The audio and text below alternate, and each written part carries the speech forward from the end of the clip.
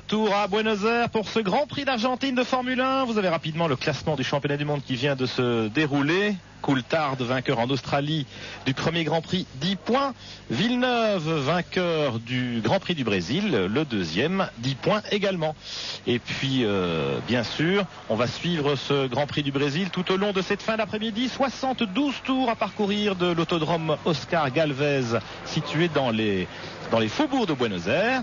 306 km 500 de course. Les 22 voitures qualifiées sont sur la grille de départ. Jacques Lafitte avec une inquiétude, un petit peu comme lors des deux premiers Grands Prix. C'est évidemment le départ précisément et cette espèce d'étranglement toujours dans le premier virage. Un premier virage un petit peu spécifique ici à Buenos Aires. Oui, très spécifique parce que les voitures vont arriver avec une très grande vitesse. Évidemment, très ensemble puisque le départ est donné 500 mètres avant et alors un virage assez serré qui en plus de ça pour corser la difficulté une légère bosse qui est très impressionnante à l'entrée de ce virage au freinage qui déséquilibre parfois les voitures et comme on sait que tout le monde va essayer de grappiller une ou deux places, cette bosse peut provoquer quelques problèmes. Il y a eu des problèmes presque à chaque fois ici sur le Grand Prix d'Argentine et c'est vrai que c'est la plus grande inquiétude de tous les pilotes ici sur la grille.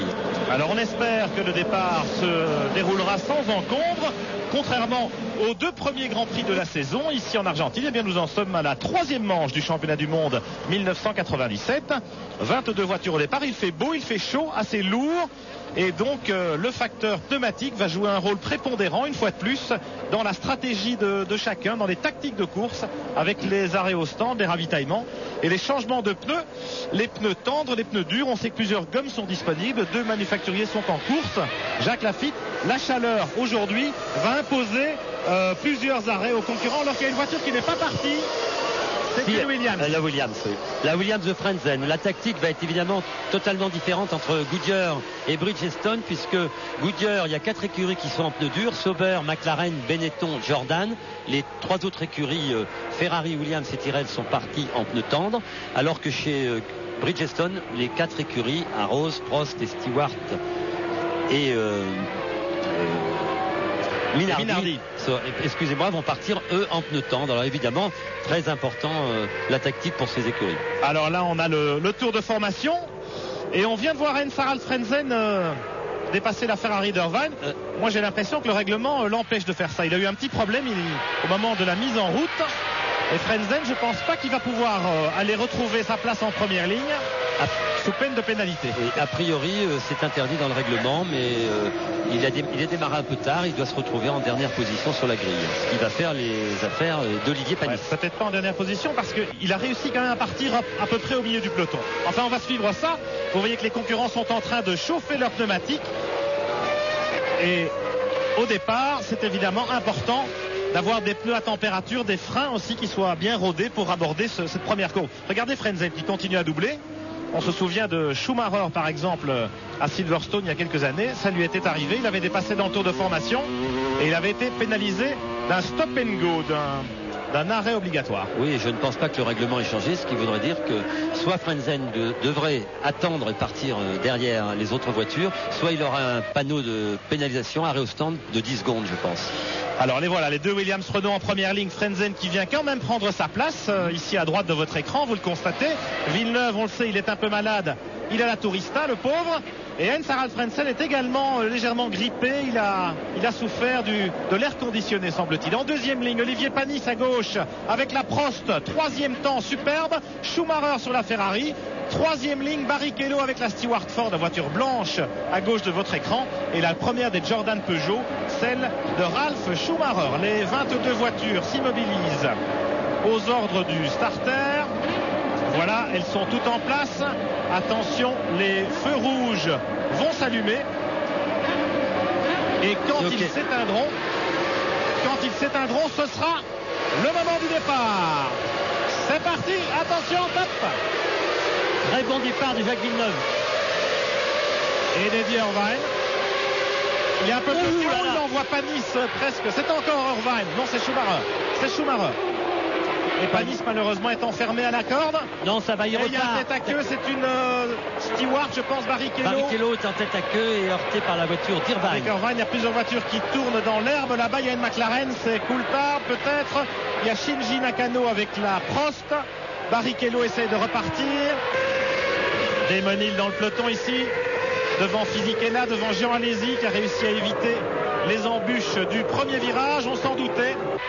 Et heureusement, ça devrait passer sans drapeau rouge. Espérons-le. En tout cas, Jacques Villeneuve a fait le trou. C'est Schumacher, Michael Schumacher avec la Ferrari qui est dehors, Pierre. Oui, tout à fait. Schumacher qui s'est accroché avec Barrichello. Un petit frontal, voilà. Le champion du monde allemand, le double champion du monde, Michael Schumacher, qui en reste là, qui abandonne. Il prend tout son temps. Il attend peut-être un drapeau rouge. Il espère. Oui, il espère avoir un drapeau rouge. Je ne pense pas qu'il va se produire. Il peut remercier encore la voiture de sécurité voilà. en piste. Oui, voilà. Voilà, merci Marc. Effectivement, la safety car, la voiture de sécurité en piste. On neutralise l'épreuve. Et attention, Olivier Panis qui double peut-être sous le drapeau jaune, la Ferrari d'Irvine. En tout cas, voilà la voiture de sécurité qui monte en piste. Là, c'est la McLaren qui a perdu une roue. On a vu la roue baladeuse tout à l'heure. Et puis vous voyez la queue du peloton avec Nakano, le japonais de l'équipe Ligier. Et Alain Prost qui est en train de donner des ordres par radio. Olivier Panis, surtout ne double pas. Surtout ne double pas. Eh oui, surtout ne pas doubler sous les drapeaux jaunes, bien entendu. La course est neutralisée derrière la voiture de sécurité. Le peloton va évidemment se regrouper alors que Villeneuve et Frenzen avaient déjà fait le trou. Panis est troisième, vous le voyez. Irvine quatrième avec la Ferrari. Et puis c'est la Jordan Peugeot de Mais on Fisichella. agite le drapeau rouge. On agite le drapeau rouge. Il semblerait que on va redonner un départ, mais non.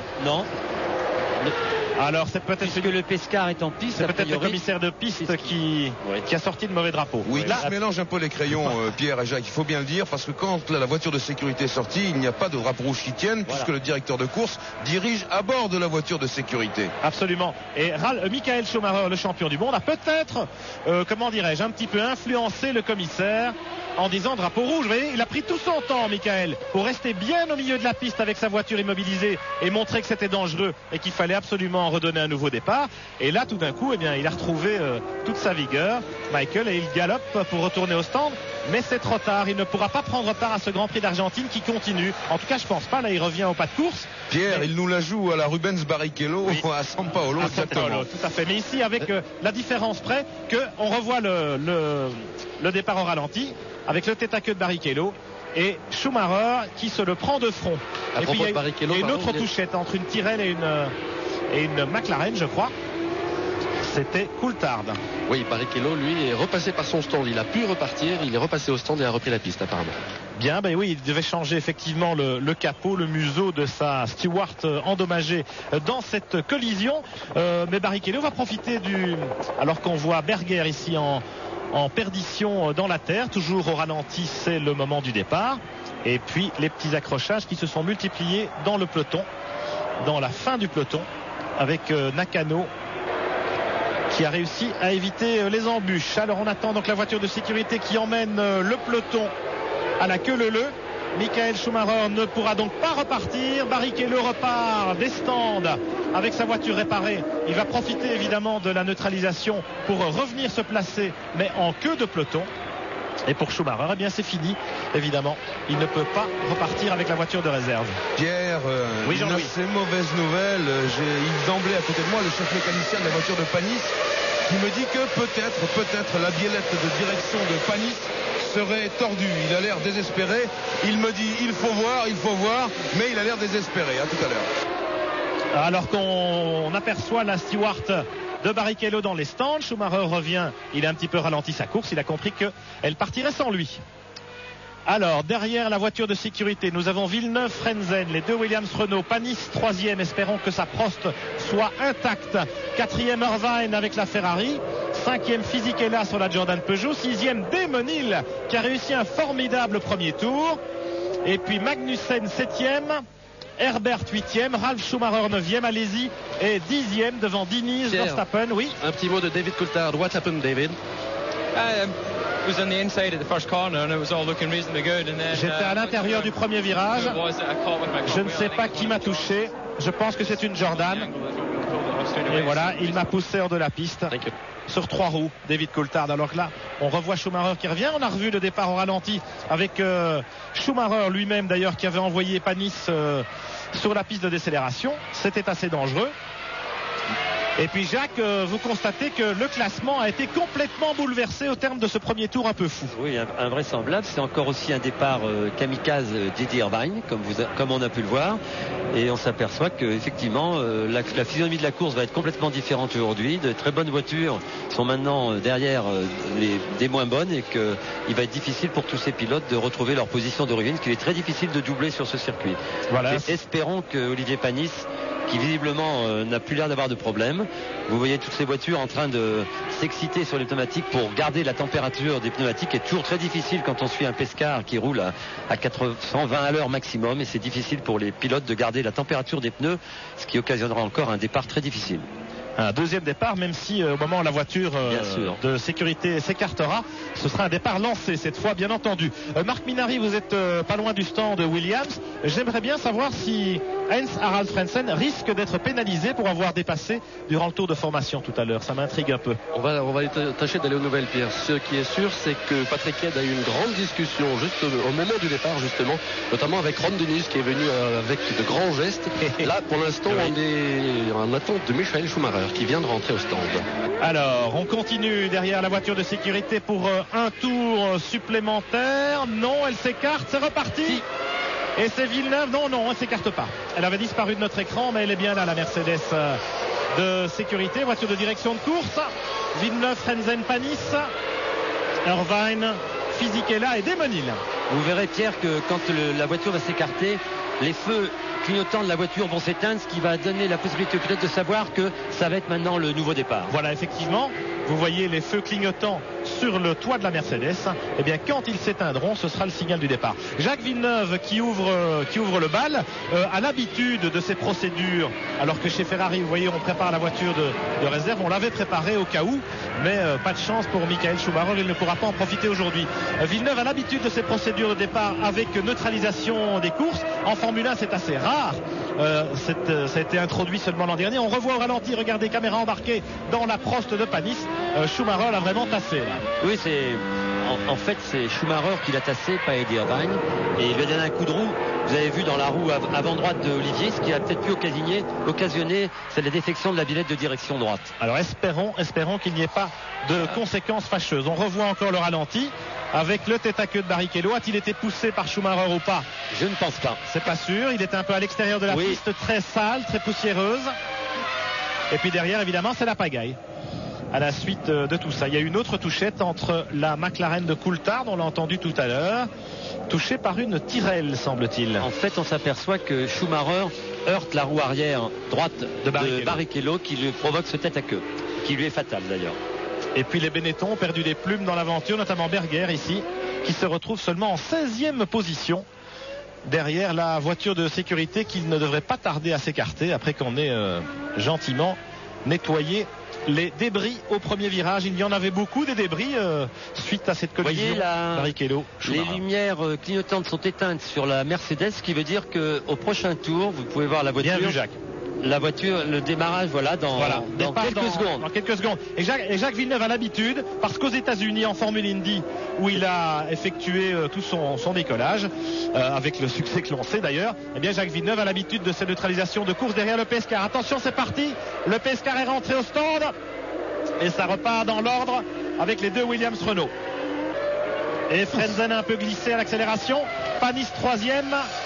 Et puis Irvine, Fisichella, Demonil et Johnny Herbert. Il va être intéressant de suivre la progression de Panis avec les temps autour pour savoir si sa voiture a la possibilité de continuer la course. Demonil qui va un petit peu gêner les voitures derrière lui.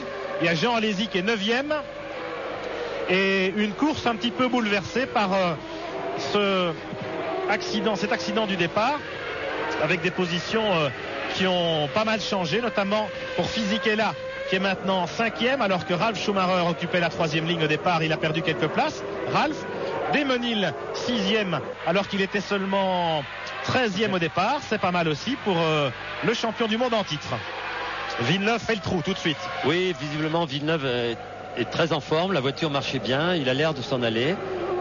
J'espère que la voiture d'Olivier a l'air de suivre le rythme de Frentzen, ce qui voudrait dire qu'Olivier n'est pas trop handicapé par sa bilette de direction. Je pense qu'Olivier est très anxieux. C'est il était en deuxième ligne et que le moindre petit problème sur sa voiture, il a senti ce coup de roue au départ et il est très inquiet, il veut se rassurer et voyez, non, ça va bien, il va doubler Frentzen. Il est tout près de Frentzen, Oui. visiblement il est plus rapide, il ne veut pas laisser partir Villeneuve, Olivier Panis. Les voitures de tête sont toutes équipées en pneus tendres, des pneus à gomme tendre aussi bien chez Goodyear que chez Bridgestone pour les Williams-Renault comme pour la Prost de Panis, alors que là on suit avec Mika Hakkinen la Tyrrell de Mika Salo avec ses drôles d'ailerons latéraux. Panis qui essaye de sortir du sillage de la voiture de Frentzen devant lui, mais il ne pourra pas passer là. Et en tout cas, ça a l'air de bien marcher pour lui. Et puis Demonil, Herbert et Ralf Schumacher. Demonil qui va faire les bonnes affaires pour les 5 voitures qu'il précède parce qu'il est en train un peu de bouchonner Herbert qui a l'air plus rapide que lui. Et puis il y a certains concurrents aussi. Oh, il y a Frentzen au ralenti. Oui. Frentzen au ralenti, Panis est deuxième. Et Frentzen au ralenti. Alors, a-t-il le même problème qu'il a eu aux essais ce matin au warm-up avec sa voiture, c'est-à-dire un problème d'accélérateur? C'est peut-être le cas parce que visiblement la voiture est au ralenti, ne peut pas accélérer. Accélérateur électronique sur ses voitures, on le sait. Il a eu un problème ce matin lors du warm-up et il a peut-être été handicapé par ce même problème au moment du départ, précisément, du départ du tour de formation. Certainement, Pierre, ça doit être certainement un des problèmes de Frentzen pour le départ. Pas de chance en tout cas pour Heinz-Harald Frentzen qui est marqué par la poisse en ce début de saison, pas très performant par rapport à Villeneuve. Il avait un petit peu réagi ici aux essais en se qualifiant quand même en première ligne en étant tout près de Villeneuve au warm-up ce matin, et malheureusement Frentzen sera toujours à 0 points ce soir. Villeneuve et Panis qui est pas loin, il est à moins de 2 secondes.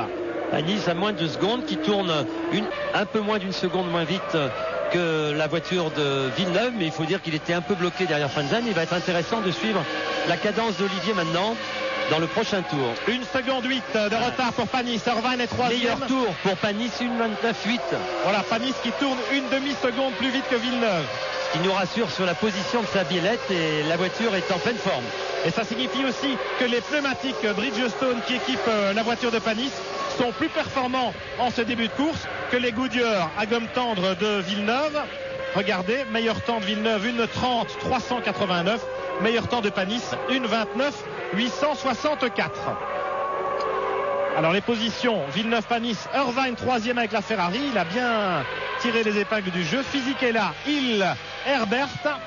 Hill qui bouchonne un petit peu les voitures derrière lui. Dans l'ordre, Herbert, Ralf Schumacher, Jean Alesi 8e, Diniz 9e, Verstappen 10e. Là c'est Heinz-Harald Frentzen qui revient à pied, le malheureux. Vraiment, pour le moral c'est très dur. Regardez comme Panis attaque, magnifique, la Prost bleue de Olivier Panis, visiblement très, très à la fête en ce début de Grand Prix. Oui, Olivier revient même visiblement sur Jacques Villeneuve. Est-ce que l'on va pouvoir compter sur les défaillances physiques de Villeneuve pour aider Olivier Panis? Je ne le pense pas, mais on ne sait jamais. On ne lui souhaite pas à Jacques, mais c'est vrai qu'il va falloir gérer cet aspect-là aussi sur une course qui s'annonce très longue, 1h40, 1h45 environ, avec une forte chaleur, 27 degrés. Et une piste également surchauffée avec ces problèmes de pneumatique, la gestion des arrêts, ravitaillement, tout ça est évidemment important. Nous sommes à 65 tours de l'arrivée, on retourne tout de suite à Paris pour faire un petit break publicitaire et revenir à Buenos Aires, vivre ce Grand Prix d'Argentine en direct sur TF1. Nous sommes dans le 10e tour de ce Grand Prix d'Argentine de Formule 1 et Olivier Panis est à 1 seconde seulement du leader Jacques Villeneuve. La Williams-Renault face à la Prost Honda. Une formidable bataille, Jacques Lafitte, avec Olivier Panis vraiment qui répond à nos plus fous espoirs. Ah oui, c'est formidable de voir Olivier dans cette position, mais ce qui est surtout incroyable, c'est de voir la cadence imposée par Olivier et qu'il impose aussi à Jacques Villeneuve. C'est très important pour la suite de la course, et de voir qu'ils ont déjà mis les poursuivants qui sont Irvine, Fisichella, Schumacher à plus de 10 secondes. Irvine 3e à 10 secondes en effet, Fisichella 4e sur la Jordan Peugeot. Ralf Schumacher est revenu en 5e position avec l'autre Jordan Peugeot. Il a dépassé Herbert, Hill, Alesi est 8e sur la Benetton Renault devant Diniz et l'autre Arrows Yamaha, et Jos Verstappen 10e sur la Tyrrell. Vous voyez les écarts qui s'affichent ici pour les concurrents qui suivent Villeneuve et Panis, mais évidemment tous les regards sont braqués sur cette Prost bleue, la voiture d'Olivier Panis, qui occupe une position très flatteuse et qui va certainement donner du fil à retordre à Jacques Villeneuve dans ce Grand Prix d'Argentine. Oui, et puis Olivier a tout intérêt à attaquer très fort derrière Villeneuve, qu'il sait que celui-ci est quand même malade, il a perdu beaucoup d'eau, il va avoir des problèmes au milieu en fin de course, et s'il lui met la pression tout de suite, Jacques est obligé d'attaquer beaucoup plus fort qu'il ne pensait devoir le faire, et effectivement quand on attaque comme ça dans sa voiture, on perd encore plus d'eau. Une 29,09 pour Panis, meilleur tour encore, formidable, alors que Jacques Villeneuve effectivement essaye de réagir. Villeneuve qui est un petit peu diminué physiquement, vous l'avez souligné Jacques. Vous-même, vous avez déjà vécu cette situation, c'était au Grand Prix des États-Unis à Détroit en 1986. Alors comment un pilote peut-il gérer une défaillance physique pendant une course qui dure près de 2 heures? En tout cas, moi, à Détroit, ce qui m'était arrivé, c'était à peu près la même chose. Et j'ai eu un passage à vide pendant 10 tours. Et qu'est-ce que j'ai fait? J'ai ralenti ma cadence, respiré, essayé de retrouver mes sens. Et heureusement pour moi, au bout de 10 tours, j'ai repris une bonne cadence qui m'a permis de doubler Prost peu de tours avant la fin et de finir deuxième derrière Ayrton Senna. Mais c'est vrai que je m'étais mal alimenté, j'avais pas assez bu de flotte et le repas était très clair en milieu de course après le premier arrêt pour les pneus où le corps on a tendance à se relaxer un peu. J'ai eu beaucoup de mal à reprendre la cadence et je peux vous dire que depuis 4 jours Jacques Villeneuve a ce problème. Il a donc fallu qu'il boive beaucoup d'eau, il a été sous perfusion, on a fait évidemment, les docteurs ont fait tout ce qu'il fallait pour, mais il est certainement diminué physiquement, mais bon, il est jeune et il est physiquement en forme, mais quand même je crois que la pression d'Olivier va être très importante pour Jacques. 1 seconde 4 d'écart entre les deux leaders lors du dernier passage. On va vérifier le chronomètre maintenant. Villeneuve vient de passer, Panis est à 1 seconde 7, donc on peut dire que Villeneuve réagit un petit peu. Oui. Villeneuve vient de faire 1,29,8.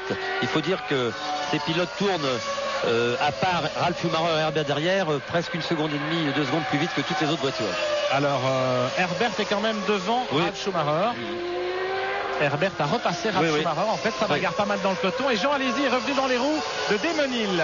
Regardez les 2 Arrows Yamaha à l'image, avec les pneus Bridgestone également. Jean Alesi en pneus durs Goodyear, et puis Verstappen et Mika Hakkinen sur la McLaren Mercedes. Aussi peut-être pour Jacques Villeneuve qui est parti en pneus tendres.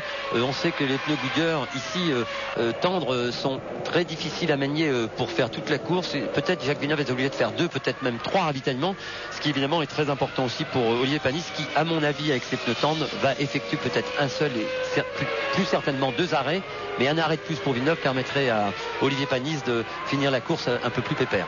On est très certainement en train de calculer dans les stands, voir si c'est possible de faire la course avec un seul arrêt. En principe, il y en aura certainement 2, en tout cas pour les pilotes qui ont choisi des pneus tendres.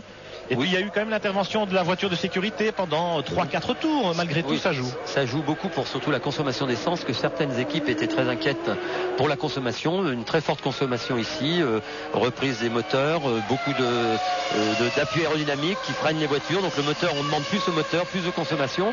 Et c'est vrai que sur la course ça peut influencer, mais grâce au Pesquer, je crois que les écuries ne vont plus être inquiètes avec ce problème. L'autre problème, je vous dis, ça va être le ravitaillement. Ce que je pourrais dire là, c'est que Olivier Panis, à la cadence à laquelle il est en train de suivre la voiture de Jacques Villeneuve, cela voudrait dire qu'il est parti avec moins d'essence, ce qui veut dire qu'il va faire 2 ravitaillements. Eddie Irvine avec la Ferrari. Vous avez vu l'écart creusé par les hommes de tête par rapport à leurs poursuivants, c'est assez impressionnant. Je vous propose tout de suite de jouer avec nous au concours Top Position.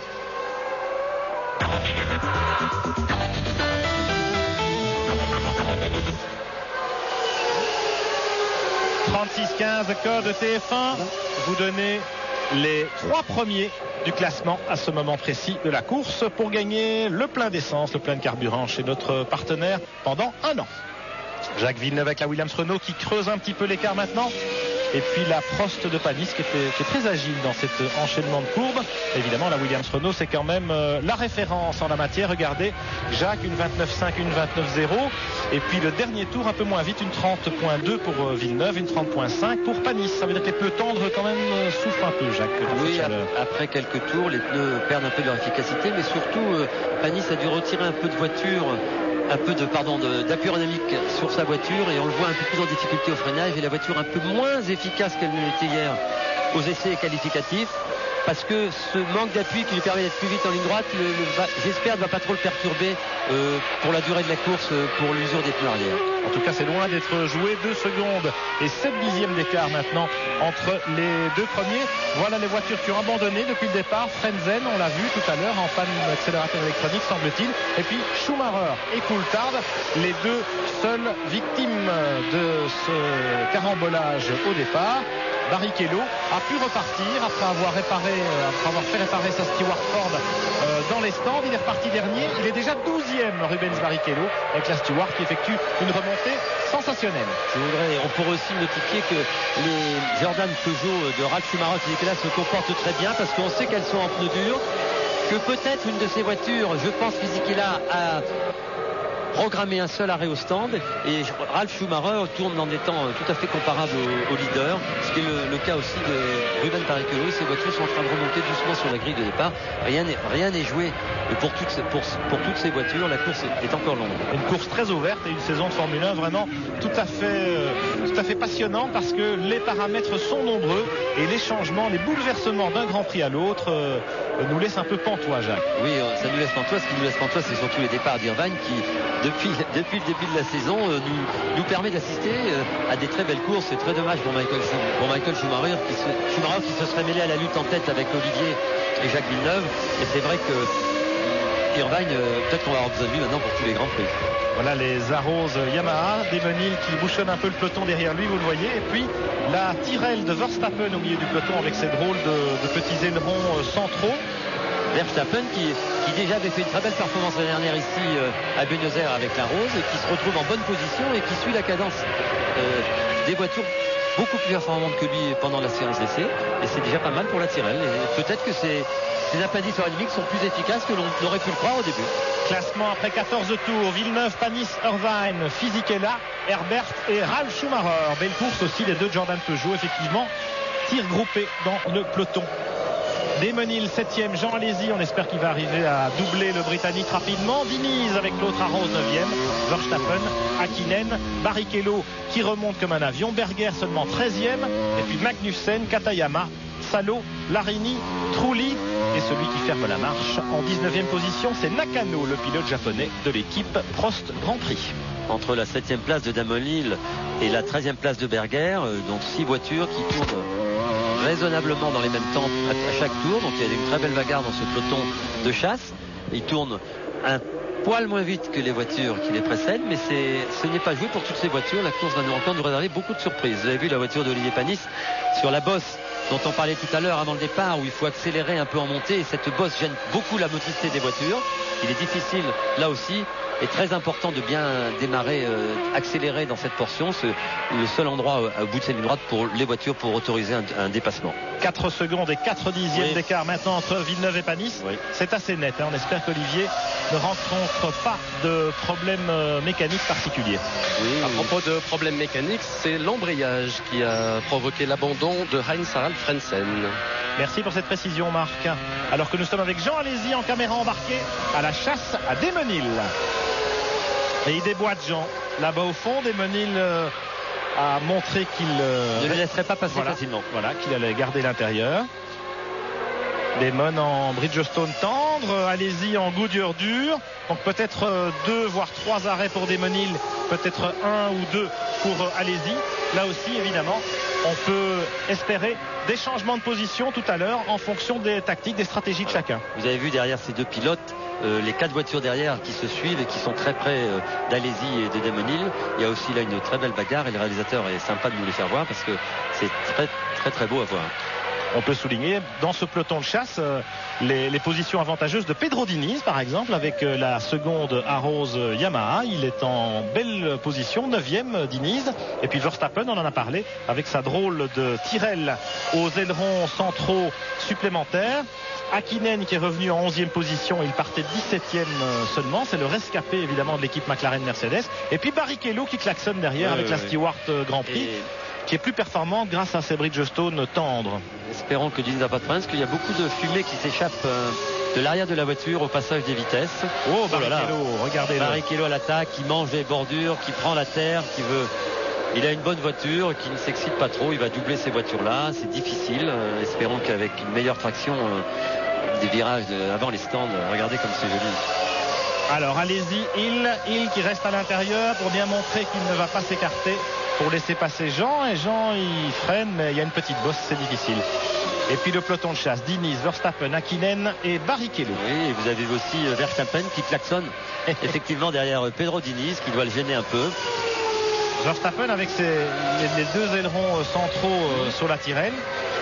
Effectivement, ce n'est pas un gadget, cela apporte de l'appui aérodynamique supplémentaire. C'est ce que Mike Gascoigne, l'aérodynamicien de l'équipe Tyrrell, prétendait. C'est un essai en soufflerie qui a permis de sortir ces très originaux petits ailerons. Ce ne sont pas des rétroviseurs supplémentaires, hein, Jacques. Je sais que Verstappen est hollandais, ils ont l'habitude de tirer des caravanes, mais ce ne sont pas des rétros. On se posait la question de savoir au ravitaillement, parce que ces ailerons gênent un peu les mécaniciens pour faire le plein d'essence, comme on peut dire aux arrêts. On va voir quand les Tyrrell vont s'arrêter si c'est également le cas.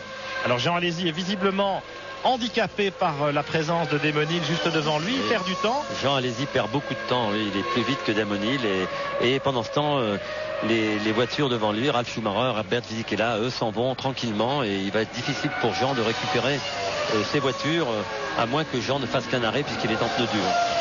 Hakkinen en caméra embarquée sur la McLaren Mercedes classée 11e. Et puis là toujours Alesi, Hill, très belle bagarre dans ce peloton de chasse, alors que effectivement en tête de la course Villeneuve, Panis, rien de nouveau si ce n'est que l'écart se creuse de façon assez significative. 6 secondes et 5 dixièmes d'écart maintenant. Villeneuve tourne régulièrement alors que Panis est passé à l'extérieur. Est-ce qu'il va y arriver? Très beau. Il va repartir heureusement pour lui. Oui, Jean. C'est à queue dans la poussière, Damon Hill dans le gazon. Ils repartent tous les deux, tant mieux. Jean a été très chaud, il s'est excité, il perd beaucoup de temps et passer à l'extérieur, un garçon comme Damon Hill sur cette piste comme on l'a dit tout à l'heure, sortir de la trajectoire est très difficile parce qu'elle est très très poussiéreuse. Vous avez vu instantanément, Hill s'est serré lui à droite pour éviter l'accrochage avec Jean, mais il a aussi touché les roues sur le passage. Voilà. Les voitures ne se sont pas touchées, je ne pense pas. Elles ont fait un joli balai. Double axel. Double axel, exactement. Et voyez, que ce soit à droite ou à gauche, cette trajectoire qui va aller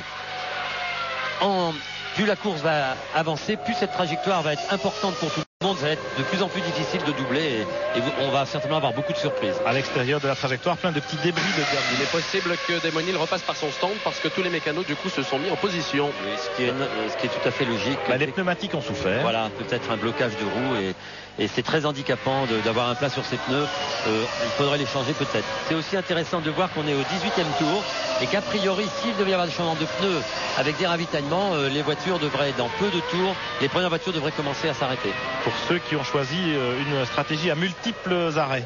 En tout cas, on est prêt chez Arrows Yamaha pour le ravitaillement éventuel de Damon Hill, mais je peux vous signaler qu'il y a toujours les couvertures chauffantes sur les pneus. On se prépare également chez Williams Renault et ça c'est intéressant évidemment puisqu'il s'agit du leader Jacques Villeneuve.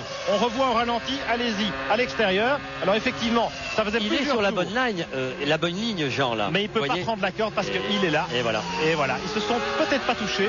Ils se sont touchés. Oui, ils se sont touchés. La roue arrière droite de Jean a effleuré la roue avant gauche de Damon Hill, c'est ce qui a provoqué sa sortie de route, mais Jean était sur la bonne ligne. Regardez chez Williams, on est prêt à accueillir Jacques Villeneuve avec la Williams Renault en tête du Grand Prix. Alors est-ce qu'il y aura 3 arrêts chez Williams, peut-être seulement 2 chez Prost pour Panis? Voilà qui peut relancer la course et expliquer la facilité avec laquelle Villeneuve creuse l'écart. Oh, Panis arrêté, quel malheur. Vient de s'arrêter sa voiture. Problème pour la voiture de Panis. Quel malheur. Panis immobilisé définitivement pour le compte dans l'herbe. Là-bas à l'autre bout du circuit, la Prost Mugen Honda qui était à 7 secondes seulement de la Williams Renault de Villeneuve qui va s'arrêter dans un instant pour ravitailler. Panis allait prendre la tête du Grand Prix d'Argentine et malheureusement, la voiture s'est immobilisée. Définitivement, j'en ai peur. Jean-Louis Moncet, vous êtes chez Prost. Alors, est-ce une conséquence de cette collision au départ du Grand Prix? Eh bien, pas du tout, Pierre. C'est tout simplement une coupure de moteur. Et bien sûr, c'est le désespoir ici parmi les mécaniciens d'Olivier Panis. Ce n'est pas du tout une biellette de direction ou de suspension tordue. C'est le moteur qui a coupé net. Dommage, on revoit au ralenti Panis qui s'immobilise effectivement dans la ligne droite opposée. Moteur coupé.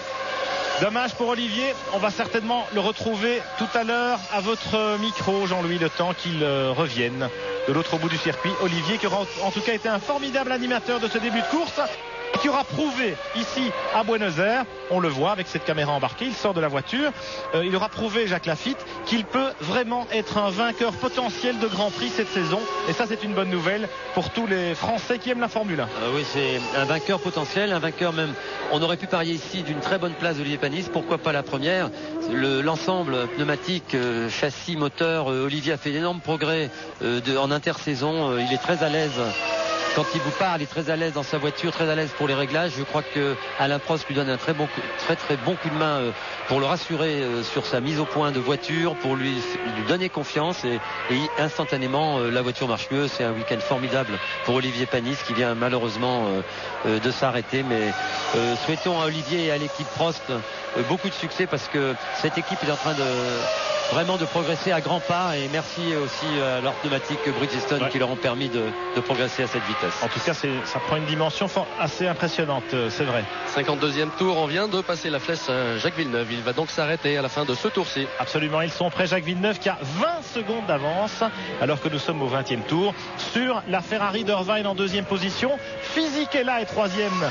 Vous l'avez, non c'est pas lui, oui vous l'avez bien, Fisichella avec la Jordan Peugeot devant Johnny Herbert et Ralf Schumacher avec l'autre Jordan Peugeot. Alors voilà une intéressante bataille. On n'a pas l'habitude de les voir aux avant-postes à ce point.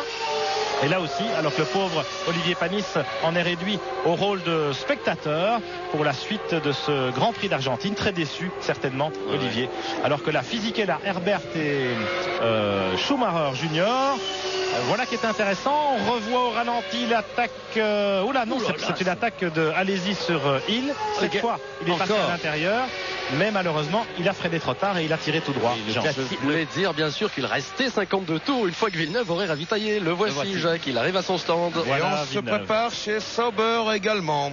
Villeneuve, le chrono en bas de l'image à droite pour la Williams Renault. Pas beaucoup d'essence car on va faire beaucoup d'arrêts. 7 secondes et demie, Villeneuve repart. Il va peut-être repartir en conservant toujours la tête de la course. Il avait 20 secondes d'avance. Irvine vient de passer. Et voilà, il débouche au coude à coude, au bout de la ligne droite. Et Irvine qui traîne le petit parc aussi. À l'intérieur. De repasser à l'intérieur. On a Johnny Herbert dans les stands. Dans les stands, absolument. Le ravitaillement se passe bien. Les pneus changés. Toujours de l'essence. C'est reparti. 7 secondes 3, là aussi pas trop d'essence. On va certainement s'arrêter 2 voire 3 fois chez Sauber Petronas pour Johnny Herbert.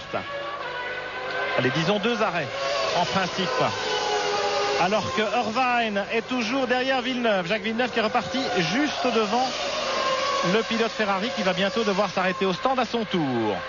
Absolument, on est prêt chez Ferrari à l'accueil.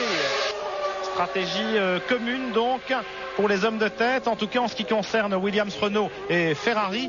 Pour Villeneuve et Irvine. En revanche, je pense qu'on aura peut-être des surprises du côté de chez Jordan Peugeot, Jacques. Oui, alors que Barrichello vient de repartir. Je pense que chez Jordan Peugeot, je les souhaite en tout cas, on ait choisi un arrêt ravitaillement pour une voiture ou peut-être 2, parce que visiblement la plupart des voitures, après 20 tours, ces voitures-là en tout cas vont faire 2 autres ravitaillements. Et il est là, Fisichella, vous le voyez au fond de l'écran, il est 3e avec la voiture jaune qui apparaît subrepticement, la Jordan Peugeot et le jeune Giancarlo Fisichella. Herbert, que vous apercevez ici dans le classement, Herbert a rétrogradé suite à son ravitaillement. Chez Ferrari, on est prêt. Oui, on est prêt chez Jordan Peugeot. Les mécanos entre eux se sont fait le pari qu'aujourd'hui, ils placeraient l'une de leurs 2 voitures sur le podium. On va bien voir si Fisichella va y arriver pour le 100e Grand Prix de Jordan. C'est vrai que c'est le 100e Grand Prix de Jordan, l'écurie Jordan, l'écurie irlandaise qui avait débuté en Formule 1 en 1991 au Grand Prix des États-Unis à Phoenix. C'est le 600e Grand Prix de l'histoire de la Formule 1. On vous l'a précisé au début de ce reportage ici à Buenos Aires. C'était aussi la 100e pole position de Williams, signé Jacques Villeneuve aujourd'hui, et la 125e pole position d'un moteur Renault en Formule 1. Autant de chiffres ronds pour une seule épreuve. Alors Pierre, puisque vous êtes dans les chiffres, eh bien, je vous signale que sur les 600 Grands Prix, c'est Ferrari qui en a fait le plus, 573 aujourd'hui, McLaren 444 et Tyrrell 386, ne pas oublier Lotus 490 et Brabham 394. Voilà pour les chiffres. Merci Jean-Louis. Vous voyez les écarts entre les voitures de tête après les premiers ravitaillements qui ont concerné Jacques Villeneuve. Eddie Irvine, c'est dans un instant. En revanche, les Jordan, pas sûr. Herbert a déjà ravitaillé. Il est malgré tout en 5e position. Et les deux Jordan Peugeot de Fisichella et de Ralf Schumacher occupent les 3e et 4e positions. Une course encore très ouverte et très disputée. Irvine rentre au stand. On va peut-être suivre son ravitaillement en direct, comme si vous y étiez. Il attaque et voilà la ligne d'orange. Top, 120 km/h. Et voilà Irvine qui s'immobilise chez Ferrari. 7 secondes et demie tout à l'heure pour Williams. Qu'en est-il chez les rouges? Et c'est mieux, 7 secondes 3. C'est comme chez Sauber pour Johnny Herbert. Alors Irvine va repartir derrière les deux Jordan Peugeot en 4e position.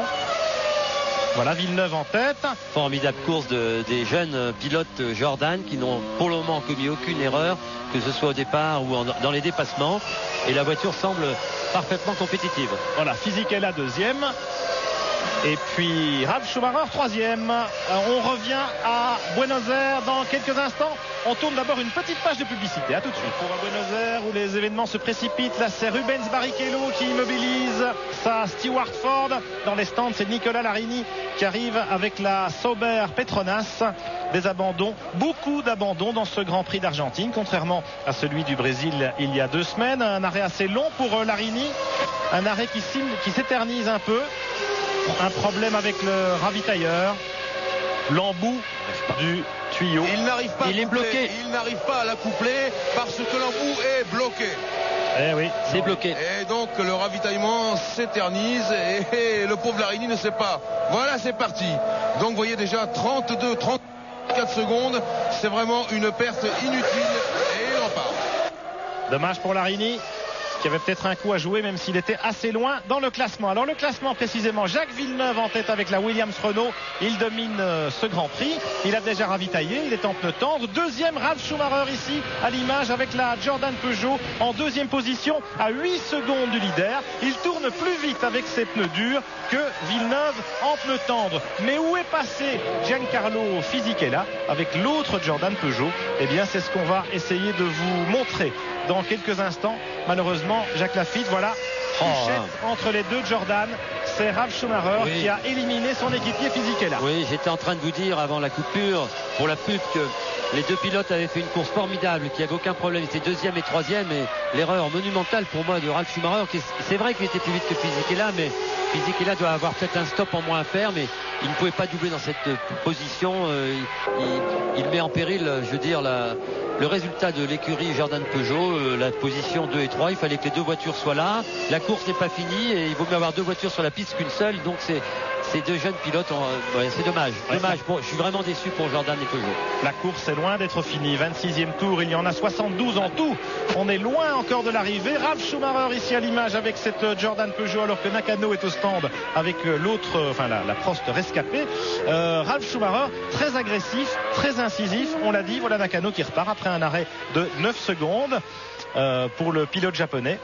Alors je ne sais pas si Villeneuve est fatigué ou alors il a suffisamment d'avance sur ses poursuivants, mais en tout cas il tourne nettement moins vite qu'il tournait avec son premier train de pneus. Est-ce que les pneus que Jacques Villeneuve a mis lors de son ravitaillement sont moins performants? Toujours est-il que l'attaque de Schumacher est impressionnante. Ralf Schumacher est en train de faire des temps extraordinaires. Il tourne 2 secondes plus vite que Jacques Villeneuve. Il est seulement maintenant à 6 secondes 7 de Jacques Villeneuve, et toutes les voitures derrière lui tournent aussi en 30, et Villeneuve lui est 1 seconde 8 moins vite. Il a perdu du temps, Jacques, peut-être aussi dans le trafic en doublant les concurrents attardés. 6 secondes d'écart entre Jacques Villeneuve et Ralf Schumacher. Alors attention, un Schumacher peut en cacher un autre. Michael a abandonné, le double champion du monde, dès le premier virage de ce Grand Prix d'Argentine. Ralf Schumacher est visiblement le grand animateur de cette course, même si il a éliminé de façon un peu sauvage son équipier Giancarlo Fisichella. Beaucoup de rivalité aussi chez Jordan Peugeot, évidemment, entre ces deux jeunes pilotes pour savoir lequel va prendre l'ascendant sur l'autre. C'était Ralf Schumacher, là c'est Mika Salo malheureusement qui cale au stand Tyrrell après son ravitaillement. C'était Ralf Schumacher qui avait été le plus impressionnant en Australie. Fisichella était le plus rapide des deux au Brésil. Et là, Eh bien, on lui a retiré de l'appui à Salo. On revoit, regardez les deux Jordan Peugeot. Et oui, Schumacher a éperonné Fisichella à l'intérieur. Ça passait pas, c'est évident que ça passait pas. Ça ne pouvait pas passer, il avait le temps de passer. Le stand aurait pu par radio dire position 2, position 3. Il y avait plein de solutions plutôt, mais vous savez, ce sont deux jeunes pilotes, ils sont très anxieux de leur position dans l'équipe, ils veulent démontrer qu'ils sont très rapides et cette rivalité, cette animosité entre eux est très bon évidemment pour faire des temps en autour, mais il est plutôt néfaste lorsqu'il s'agit d'une course et que les deux voitures se retrouvent l'une derrière l'autre. Tout le monde a tous connu ça respectivement. Eh bien, en tout cas, Pierre et Jacques, la prière d'Eddie Jordan a été écoutée. Il nous l'a confié tout à l'heure. Il faut qu'il fasse chaud, très chaud, parce qu'avec des pneus durs, les pneus durs que nous avons choisis, et notre voiture, notre châssis, eh bien, je suis sûr qu'on sera sur le podium. C'est QFD. Ah ben oui, Ralf Schumacher en deuxième position et pas loin de Villeneuve qui est un petit peu englué dans le trafic. Il a perdu du temps en doublant la Sauber de Larini. Là maintenant il est aux prises avec la Prost de Nakano. Pas facile à doubler sur ce circuit pour le leader, et Ralf Schumacher va peut-être en profiter pour revenir. Regardez, il attaque comme un fou, Ralf Schumacher, peut-être pour revenir sur les talons de Villeneuve, même si lui aussi évidemment sera confronté au dépassement des attardés. En tout cas, Jacques Villeneuve semble parfaitement à l'aise, la voiture est parfaite. Il a évidemment des problèmes pour dépasser parce que c'est très difficile, comme vous le disiez Pierre, de dépasser sur ce circuit. Regardez maintenant l'attaque. C'est Berger sur Diniz. C'est pas Alesi et Demonil. Non, absolument. Berger sur Diniz. Attention, c'est propre. Voilà, c'est ce qu'il fallait faire peut-être. Petite réponse du berger. À la bergère, exactement. Et voilà. Allez, je vous propose de jouer avec nous au concours Top Position, c'est pas facile.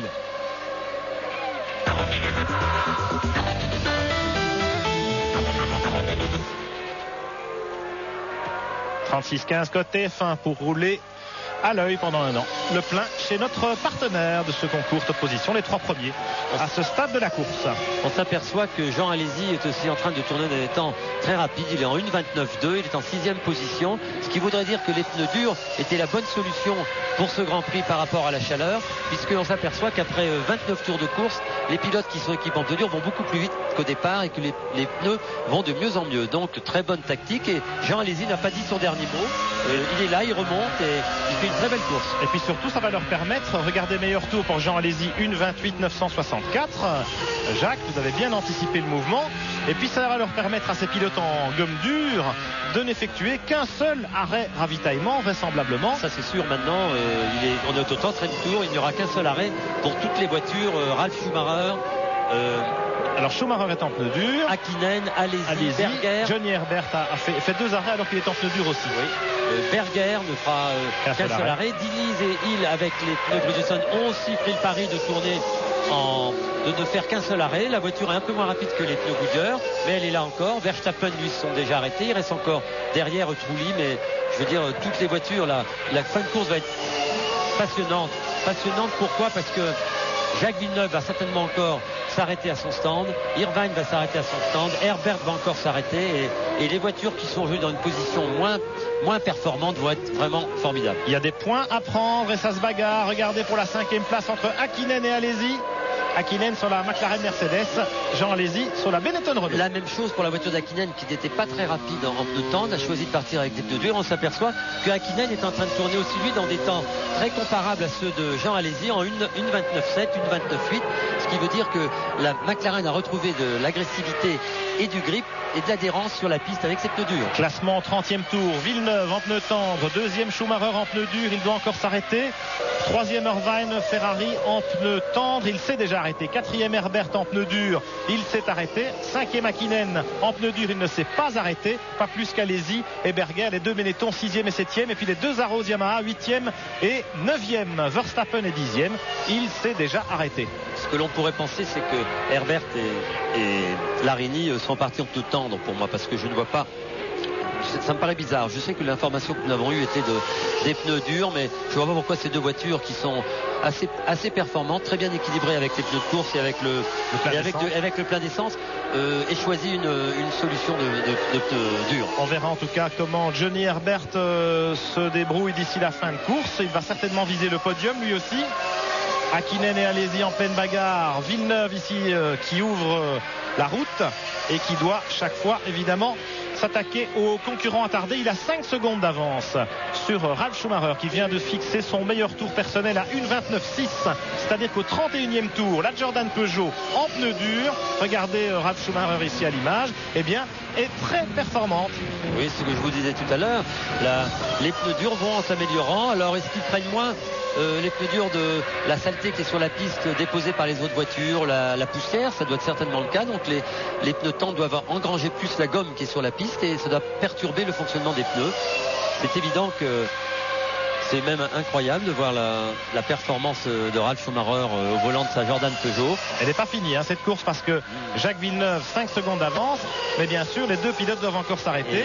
Et vous vous rendez compte que les voitures derrière les deux hommes de tête sont toutes en dessous de 1,30. Donc Irvine, Herbert, Hakkinen et Alesi.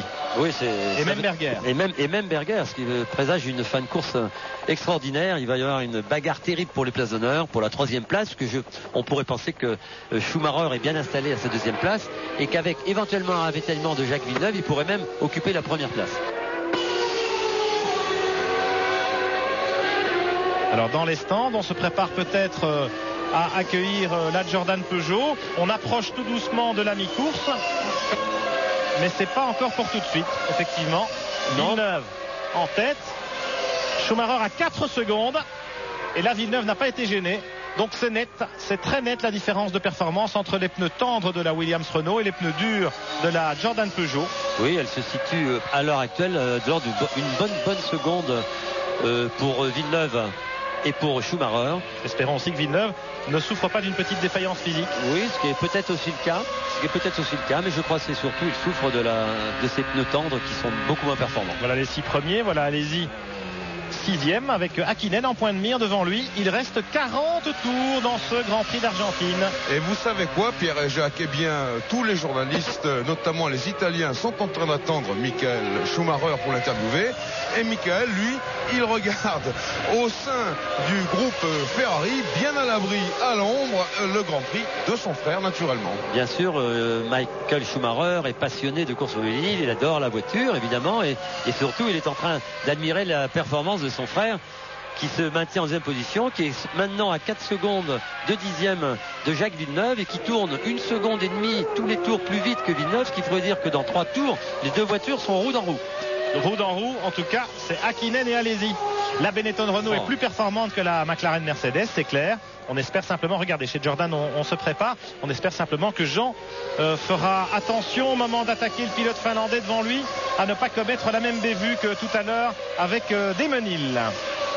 Mais il y a quand même un coup à jouer pour les Benetton Renault parce qu'elles ont également choisi des pneus durs. On pensait après les qualifications que c'était un mauvais choix. Vous savez que les concurrents doivent déterminer leur choix de gomme tendre ou gomme dure avant les qualifications. On pensait que les gommes dures, eh bien, c'était pas une bonne idée parce qu'effectivement les Benetton, les McLaren avaient été relégués très loin sur la grille de départ. Et puis finalement en course, cela leur donne raison. Meilleur tour pour Alesi, 1,28,827. C'est le plus rapide en piste actuellement. Après 33 tours, vous vous rendez compte, Pierre, de la performance des pneumatiques Goodyear aujourd'hui avec cette grosse chaleur? Alors Bridgestone, on a beaucoup parlé du manufacturier japonais parce qu'effectivement leurs pneus sont très performants et ont permis à Olivier Panis et à Rubens Barrichello, notamment également à Demenil, de réussir des chronos assez époustouflants en qualification. Des bonnes courses également dans le chef de Panis. Mais Goodyear réagit. Le manufacturier américain qui avait le monopole des pneumatiques en F1 depuis de nombreuses années, alors que là, Villeneuve va être gêné. Vous voyez Villeneuve qui est très gêné par les deux voitures de Pedro Diniz devant lui et effectivement ça va profiter. Diniz est au stand, Jacques, avec Larosière. Oui, excusez-moi. Il y a Demenil en tête à queue. Demenil en tête à queue, exactement. Qu'est-ce qui s'est passé? Et Ralf Schumacher qui rentre au stand. Oui, chez Jordan Peugeot, plus de couverture chauffante sur les pneus. Et il attaque, il prend les bordures à la chicane. Top 120 à l'heure, il arrive chez vous aujourd'hui. Bientôt la Jordan, la voici dans la ligne des stands. Un arrêt impeccable. Alors, l'essence coule. Schumacher réjouit sa visière, maintient l'accélérateur, l'avant déjà baissé, l'arrière baissé. Un petit problème encore, non, c'est l'essence. Eh oui, beaucoup d'essence, évidemment. Et il repart, un bon plein.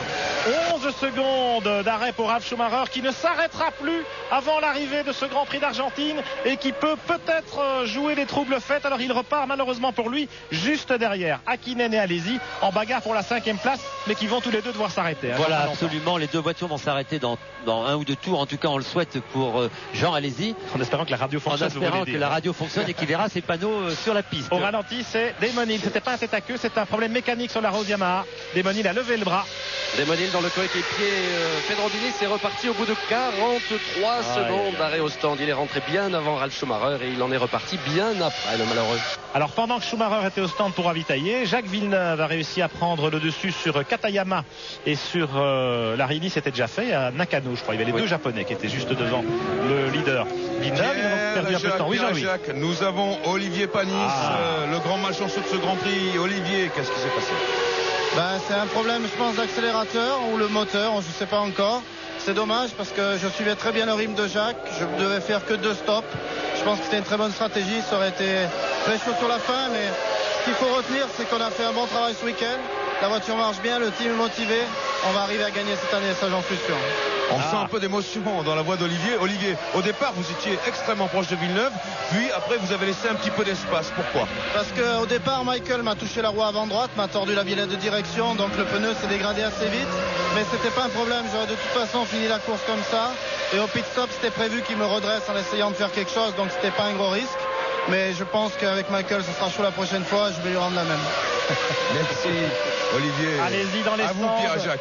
Allez-y dans les stands pour un long ravitaillement là aussi. 12 secondes et demie chez Benetton pour faire le plein à ras-bord, histoire d'aller jusqu'au bout de ce Grand Prix d'Argentine de Formule 1. Jean Alesi qui était derrière Hakkinen, plus rapide que lui, mais dans l'impossibilité de le dépasser. Jean Alesi a habilement ravitaillé au bon moment, certainement. Il a un coup à jouer dans ce Grand Prix, Jean. Il était le plus rapide en piste depuis plusieurs tours. Et qui sait, il va peut-être revenir du côté du podium puisqu'il est arrivé. Et pendant qu'on a Jacques Villeneuve à l'image, petite scène curieuse qui vient de se dérouler chez Williams. Tout le monde s'est préparé, on a préparé les pneus, tous les mécanos étaient en place. Et puis au moment où on pensait que Villeneuve allait rentrer, pas du tout. On a tout replié, tout le monde a repris sa place, tout le monde s'est rassis dans le stand. Tout simplement, Jacques, parce que Villeneuve était gêné par le trafic. Voilà, et on a dit on va peut-être, c'est à peu près sûr maintenant, Jacques Villeneuve va faire 2 arrêts avant l'arrivée. Et on s'est dit à 3 tours près, il vaut peut-être mieux l'arrêter tout de suite.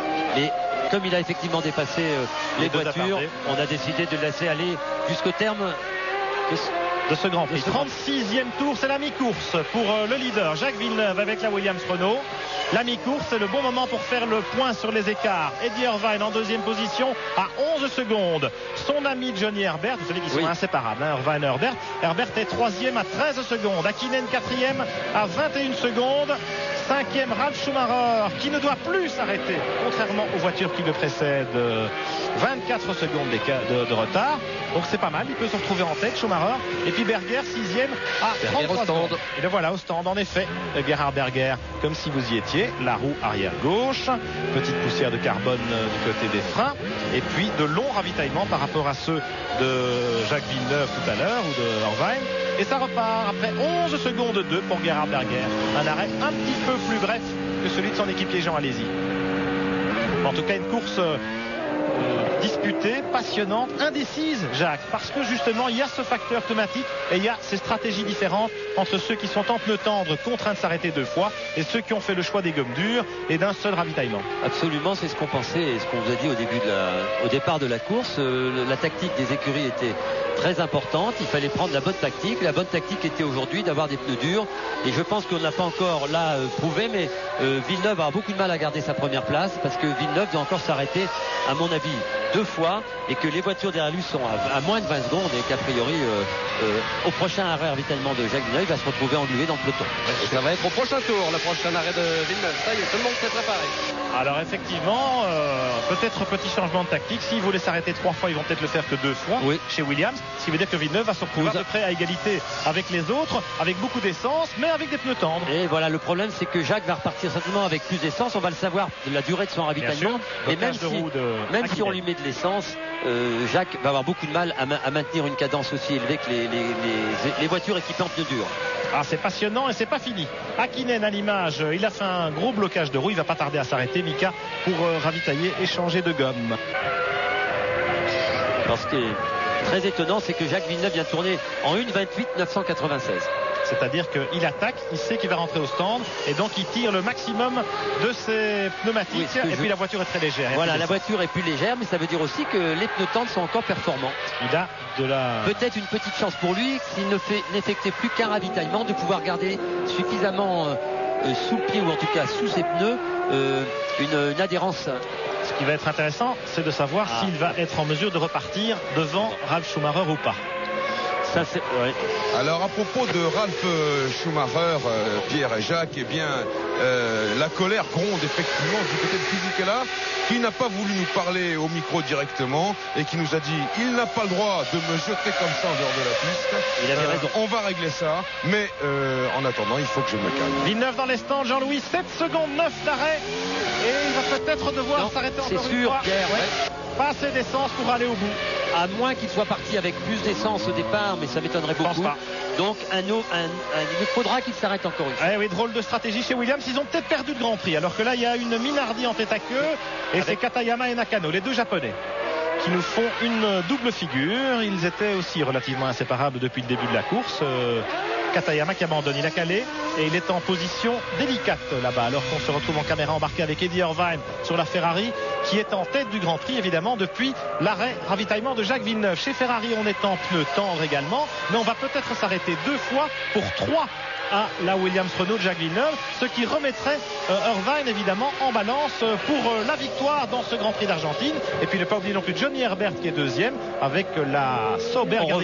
Il est passé juste entre les deux Japonais, Herbert. Il a eu chaud. Oui, il a eu chaud.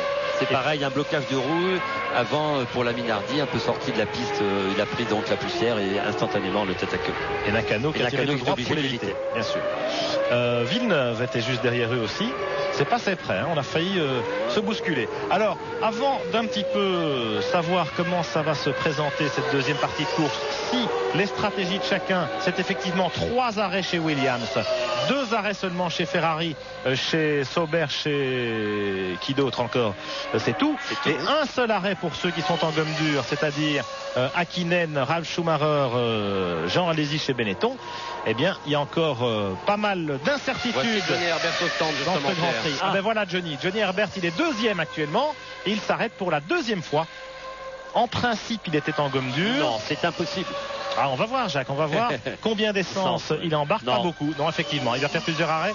Herbert, il devait donc être en gomme tendre. Bon, on laisse repartir le pilote britannique. On retourne à Paris pour marquer une petite pause avant de revenir à Buenos Aires, se replonger dans ce passionnant Grand Prix d'Argentine. À tout de suite.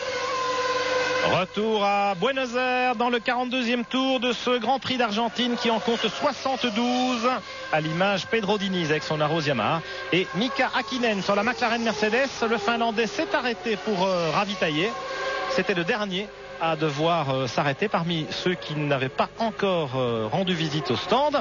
Alors bien entendu, la question maintenant, Jacques Lafitte, c'est de savoir qui va s'arrêter une deuxième fois, voire une troisième fois pour Villeneuve par rapport aux concurrents en piste, par rapport aux choix tactiques qu'ils avaient opérés avant le départ de la course. Et puis il y a eu les influences bien sûr de la voiture de sécurité qui a neutralisé l'épreuve pendant quelques tours et le fait qu'on calcule certainement les consommations dans les stands. Oui, les consommations ont été calculées. Hakkinen s'est arrêté 9 secondes, un peu moins que les autres voitures qui ont fait le plein pour ainsi dire de leur voiture. Est-ce que Hakkinen n'est pas parti avec 10 litres de marge à cause d'un pescar, à cause d'incidents de course, de savoir un peu ce que donnaient les pneus et on lui a remis à lui un peu moins d'essence? Je pense qu'il ne va plus s'arrêter non plus. Alors est-ce que Jacques Villeneuve aussi, lui, va être obligé de s'arrêter encore une fois? Est-ce qu'on lui a pas remis de l'essence? Est-ce que les voitures, c'est très difficile à déterminer parce que les écuries ne vous disent rien et chacun a sa petite tactique. 42e tour, il reste 30 tours de course. Eddie Irvine en tête sur la Ferrari. Deuxième Jacques Villeneuve à 10 secondes. Troisième Ralf Schumacher à 20 secondes. Quatrième Johnny Herbert à 28 secondes. Cinquième Hakkinen à 34 secondes. Sixième Jean Alesi à 41 secondes. Plus loin on trouve Verstappen avec la Tyrrell. Septième 46 secondes. Berger est huitième à 48 secondes. Magnussen avec la Stewart Ford rescapé 9e à 59 secondes. Et puis Mika Salo sur l'autre Tyrrell, Larini 11e, Trulli 12e, Nakano 13e et Diniz 14e. Mais la surprise, c'est évidemment, enfin une des nombreuses surprises de ce Grand Prix d'Argentine à rebondissement, c'est la Ferrari d'Eddie Irvine en tête de la course. Si Michael Schumacher était encore là, eh bien il serait très certainement un sérieux candidat à la victoire dans ce Grand Prix. Irvine qui a été dominé par Schumacher au Brésil de façon tout à fait insolente, qui n'était pas dans le coup ici en qualification non plus, mais visiblement ils ont bien rattrapé le coup chez Ferrari, et puis surtout ils ont fait les bons choix tactiques, c'est-à-dire des pneus à gomme tendre pourtant, oui, mais 2 arrêts seulement. Est-ce que Villeneuve pourra faire la course avec 2 arrêts? J'en suis pas sûr. Non, moi non plus. Et c'est vrai que Eddie Irvine maintenant tourne dans des temps très très rapides. Il améliore le record du tour, tous les tours presque. Et on sait qu'il est maintenant, depuis son arrêt, il a fait presque 20 et quelques tours, et que normalement il devrait s'arrêter. Voilà, mais il s'arrête. Il va s'arrêter. Et ce qui prouve aussi que la voiture avec le vide est quand même beaucoup plus rapide, et les pneus souffrent beaucoup moins. Mais la tactique est bonne. Il va repartir évidemment en 3e ou 4e position. Villeneuve va se retrouver en tête avec Schumacher, où ça va être difficile de savoir, mais je pense qu'Eddie Irvine va repartir devant Ralf Schumacher. Il y a 21 secondes aujourd'hui. Pour le moment, ça va être très juste. Moi, je pense que Schumacher va être 2e. Allez, on va voir ça. Eddie Irvine avec la Ferrari qui va s'arrêter. Devant lui, il y a la Tyrrell de Mika Salo avec cette drôle d'aileron. Vous le voyez. Eddie Irvine va s'arrêter avec la Ferrari. Il a 12 secondes d'avance sur Villeneuve, donc il va certainement perdre la première place. Va-t-il perdre également la 2e? On va voir. Ralf Schumacher actuellement pointe à 21 secondes du pilote irlandais. Si nos prévisions sont justes, je pense que Eddie Irvine va s'arrêter et faire un quasiment un peu plus long que prévu pour mettre un peu plus d'essence pour aller jusqu'à la fin de la course, parce qu'on est au 43e tour. Il va aller au bout, il reste 30 tours, donc il va pas encore faire un arrêt 10 tours avant la fin, ça me paraît improbable. Donc on va lui remettre un peu d'essence, rassurer sur la tenue de ses pneus qui sont très rapides. Regardez comme ils attaquent. On a presque vu tout à l'heure Hakkinen en tête à queue à la bord de la chicane. Voilà sur la voie des stands. Chez Ferrari, top ravitaillement.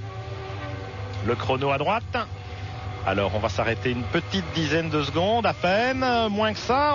Les pneus c'est fait, l'essence, on va aller jusqu'au bout. 9 secondes et demie pour Eddie Irvine avec la Ferrari. Voilà, c'est la même tactique pour Eddie Irvine que celle d'Hakkinen qui lui en pneus durs.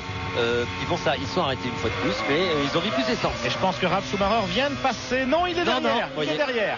Irvine 2e, Schumacher 3e. Belle bagarre en perspective et Jacques Villeneuve en tête. Il est derrière, effectivement, Ralf Schumacher. Le premier arrêt d'Irvine, le 22e tour, avait duré 7 secondes 3. Le deuxième au 43e tour, c'est donc un petit peu plus de 9 secondes et demie. Il y a à peu près 25 litres d'écart entre les deux. Donc il va, c'est sûr, aller au bout.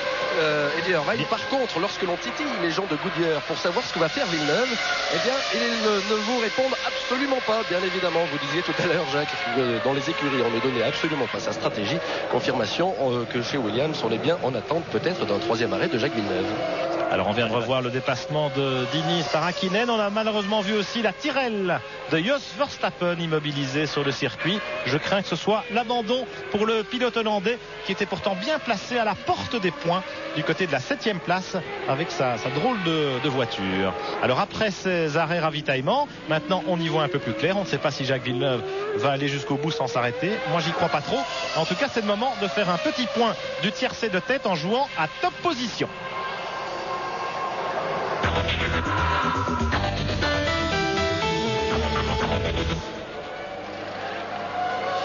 36-15 côté fin et vous faites le plein comme Mika Salo avec sa Tyrrell.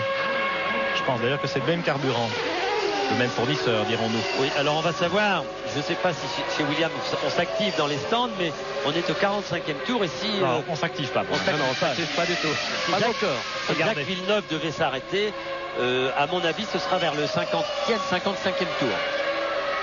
Ralf, si à l'image en caméra embarquée avec Eddie Irvine devant lui, il y a 3 secondes d'écart entre les deux hommes.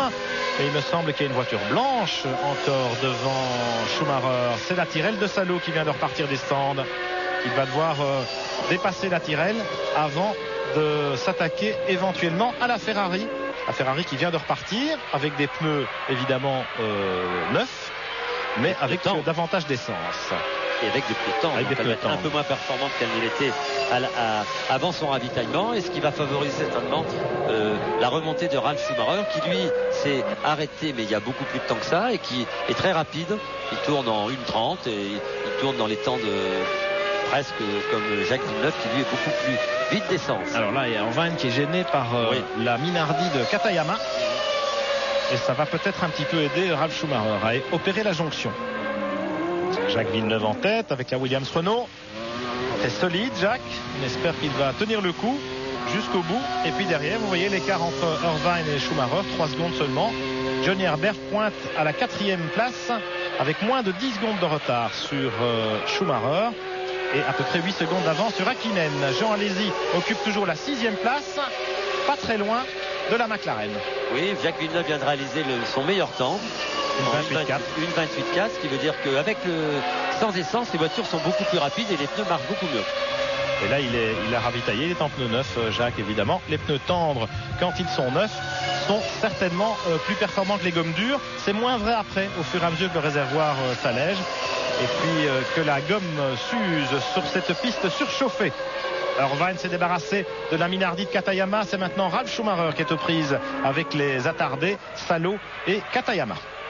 Irvine qui est à 2e, à 11 secondes de Jacques Villeneuve, qui normalement devrait s'arrêter, ce qui mettrait en très bonne position la Ferrari d'Irvine et la Jordan Peugeot de Ralf Schumacher, qui lui est maintenant à 2 secondes 9 seulement d'Irvine. Il va effectivement avoir à doubler les voitures devant lui. Il va certainement perdre un peu de temps, mais regardez, la Minardi et la Tyrrell.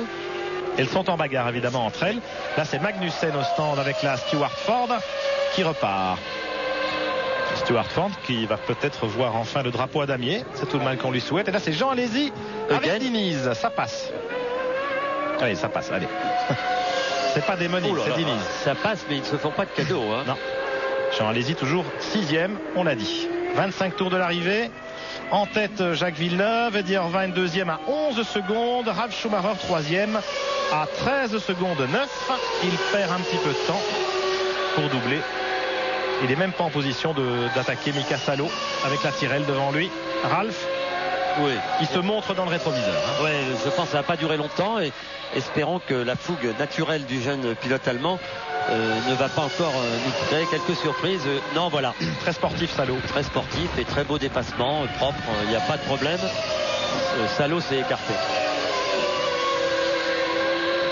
Attention, Irvine va maintenant avoir de l'inquiétude. Très beau dépassement ici. On revoit le dépassement d'Alesi. Mais vous avez vu quand même que la fumée sur les pneus d'Alesi, il a fait chauffer la gomme et c'est pas bon. Il était limite. Bon. Il était très très limite de sortir de la route, bien sûr.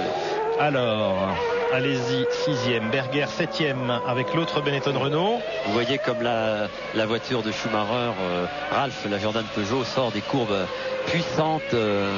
Vraiment excellente motricité, la Jordan. Très belle motricité. Le moteur Peugeot est en train de rendre son maximum. Vous savez que tout le week-end ils ont été les plus rapides en vitesse de pointe.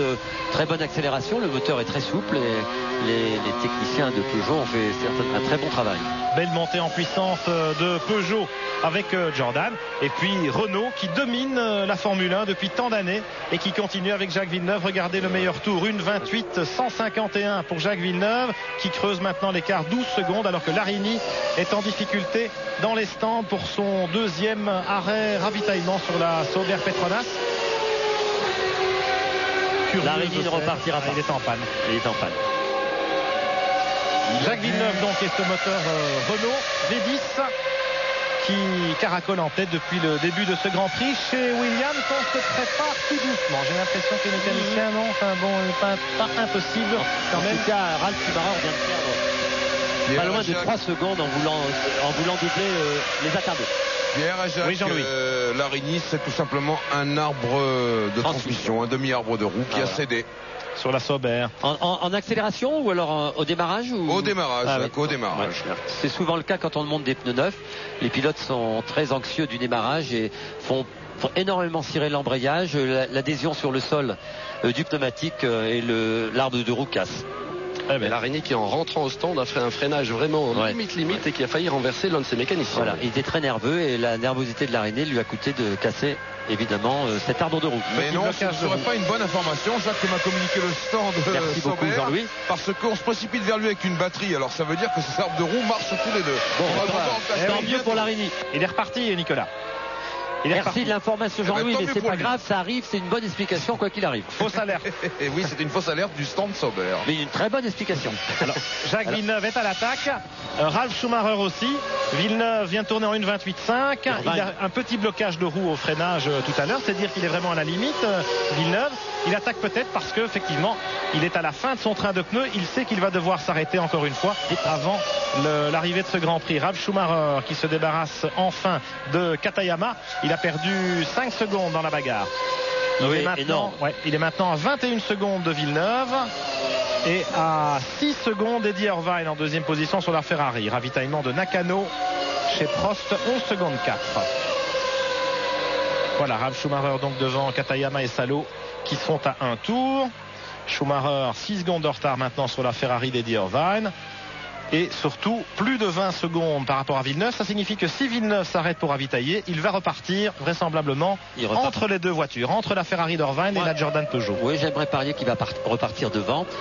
Parce que il tourne très vite, presque une seconde plus vite là qu'Irvine. S'il s'arrête dans 3-4 tours comme nous pourrions le penser, il va avoir une 22-23 secondes. C'est pour ça qu'il est en train de cravacher, justement pour avoir de la marge. Pour ce ravitaillement qui va être très rapide puisqu'on va lui mettre très peu d'essence. Évidemment. Patrick Head est venu aux nouvelles avec Frank Williams. C'est très calme du côté de chez Williams pour l'instant. D'habitude, Head fait la navette entre le muret et le stand où se trouve Frank Williams. En ce moment, c'est absolument calme. Regardez, il se dirige maintenant juste sur le muret pour prendre des nouvelles. Regardez l'attaque, on l'a vu tout à l'heure de Jacques Villeneuve qui est vraiment à l'attaque, il survire et survure. Et il creuse l'écart. 16 secondes maintenant par rapport à Eddie Irvine sur la Ferrari. 23 secondes par rapport à la Jordan Peugeot de Ralf Schumacher. Oui, il faut qu'il cravache parce que 16 secondes ce n'est pas suffisant. Ça va être vraiment très très juste pour Jacques Villeneuve. Quatrième Johnny Herbert sur la Sauber à 30 secondes. Cinquième Mika Hakkinen, McLaren Mercedes à 36 secondes. Et sixième Jean Alesi avec la Benetton Renault, 41 secondes de retard. Voilà pour les concurrents qui vont marquer des points au classement du championnat du monde s'ils parviennent au terme de ce Grand Prix d'Argentine dans cet ordre. Nous sommes maintenant à 21 tours de l'arrivée. Villeneuve, Irvine. Effectivement, on peut se poser la question de savoir si la Williams-Renault va encore s'arrêter. Mais son dernier ravitaillement était quand même pas très long. Sincèrement, le ravitaillement était pas long, Pierre. Les temps autour de Jacques Villeneuve, on s'en aperçoit, sont en 28-3. Il n'a jamais tourné aussi vite. On s'est aperçu depuis le début de ce Grand Prix que toutes les voitures en fin de ravitaillement, tout proche de leur ravitaillement, tournaient toutes très vite. Donc c'est le signe avant-coureur d'un arrêt pour Jacques Villeneuve. Je lui souhaite évidemment de ne pas s'arrêter, mais je ne sais pas, il faut se méfier avec ces diables hommes de chez Renault, consommation, je ne sais pas. Ralf Schumacher avec la Jordan Peugeot et à distance une bagarre entre les deux constructeurs français. Renault en tête, Peugeot dans le rôle du challenger. C'est un petit peu à l'image du marché automobile aussi ici en Amérique du Sud. On a vu beaucoup de Renault et de Peugeot dans les rues de Buenos Aires. Oui, en Amérique du Sud, les deux marques sont très bien représentées. Alors R17, R19, des très belles voitures, mais c'est vrai que Ralf Schumacher est en train de faire une course formidable. On imaginait la jeunesse, il a 21 ans et c'est difficile pour un jeune garçon de se retrouver dans cette position si près du podium, d'une très belle place et espérons pour nous et pour Jordan Peugeot et Nakano qui rentre au stand une nouvelle fois, un problème sur la Prost Mugen Honda vraisemblablement. Ralf Schumacher, on comprend quand même l'amertume de physiquer là, Jacques Lafitte, parce que les deux Jordan Peugeot devraient être là en train de se bagarrer pour une place sur le podium. Oui, il a bien eu raison de dire je vais me calmer avant de faire les choses, parce que avant de faire des déclarations à la presse, il faut réfléchir. Quand on a un incident comme ça, on peut toujours penser que on est un peu responsable aussi. Fisichella aurait peut-être dû dire laissons passer Ralf qui est visiblement plus rapide que moi, mais vous savez, cette rivalité, cette animosité entre deux jeunes pilotes, elle est tout à fait normale oh là, Pedro Diniz, ça fumait, mais ça fume vraiment trop maintenant, il est arrêté.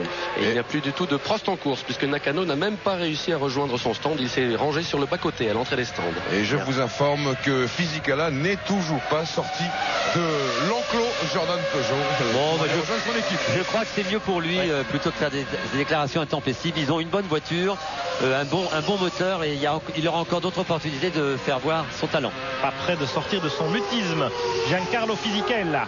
Alors que là, on était avec Jean Alesi sur la Benetton. Regardez Hakkinen sur la McLaren Mercedes devant lui. Voilà, Alesi qui tourne à l'épingle avant la ligne droite des stands. L'écart entre les deux voitures, 5 secondes et demie. Et Alesi a du mal à revenir sur Hakkinen qui a adopté un rythme très rapide par rapport à ce que l'on aurait pu penser des essais des McLaren ici. Et Jean a beaucoup plus de mal que tout à l'heure à revenir sur Hakkinen. Plus rapide en tout cas qu'avec son premier train de pneus tout à l'heure. Mika Hakkinen sur la McLaren Mercedes rescapée, puisqu'on se souvient que David Coulthard avait été une des victimes de l'accident du départ. Diniz avec une surchauffe du moteur, une fuite d'huile. Oui, une fuite d'huile, les pneus gras et obligé de s'arrêter. La voiture ne pouvait pas tourner. Plus d'Arros Yamaha en course. Jean Alesi sur la Benetton Renault.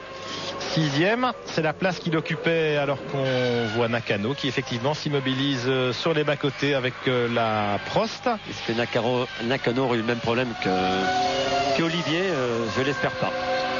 Villeneuve en tête. Je reviens à Alesi une seconde, Jacques. Oui. Il avait terminé 6e au Brésil.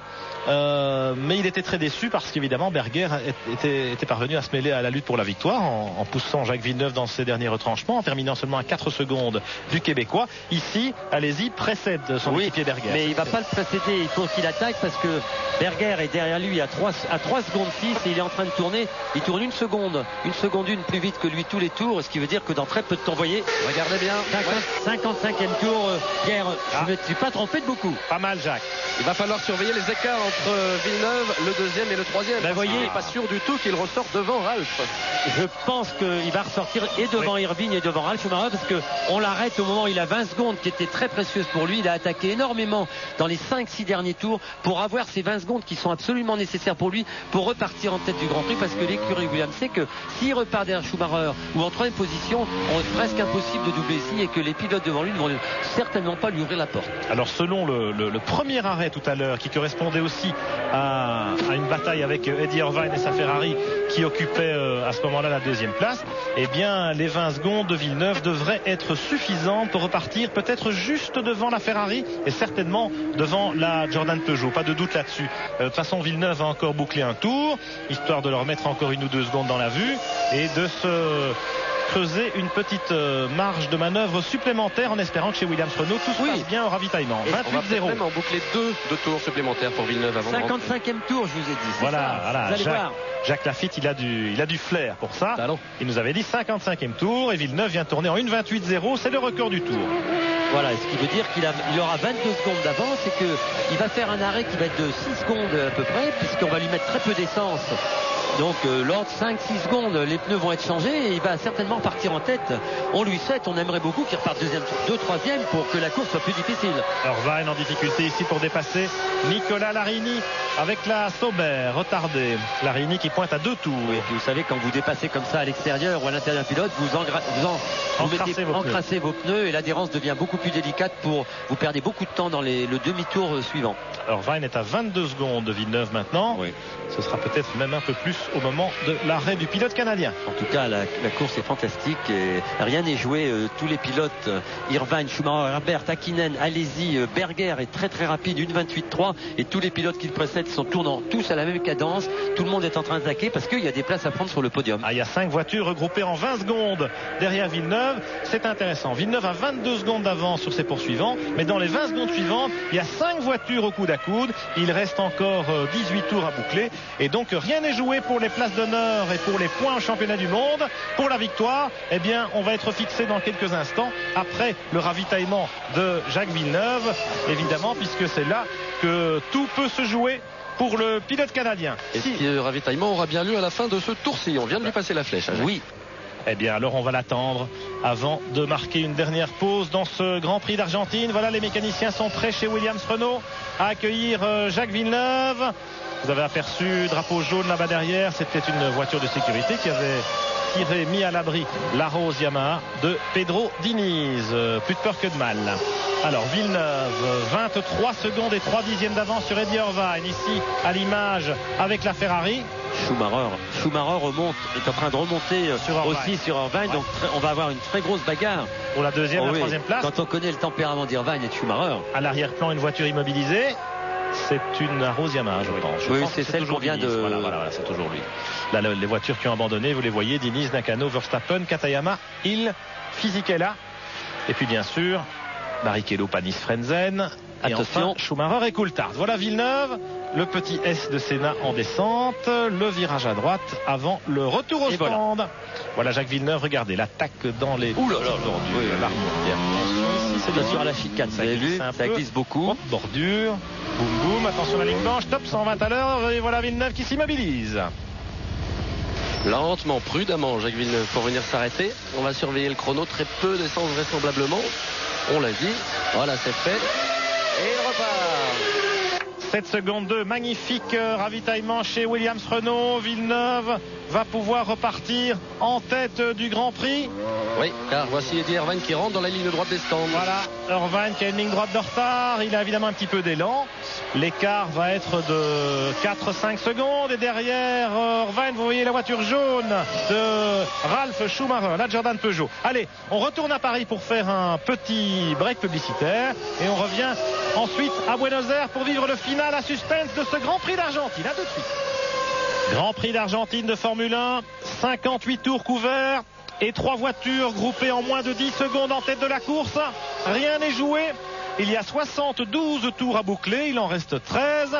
Eddie Irvine est à 4 secondes du leader Jacques Villeneuve. Là, Williams Renault du pilote canadien est en tête depuis le départ, exception faite évidemment des arrêts ravitaillement. Le voilà, Villeneuve en tête de la course.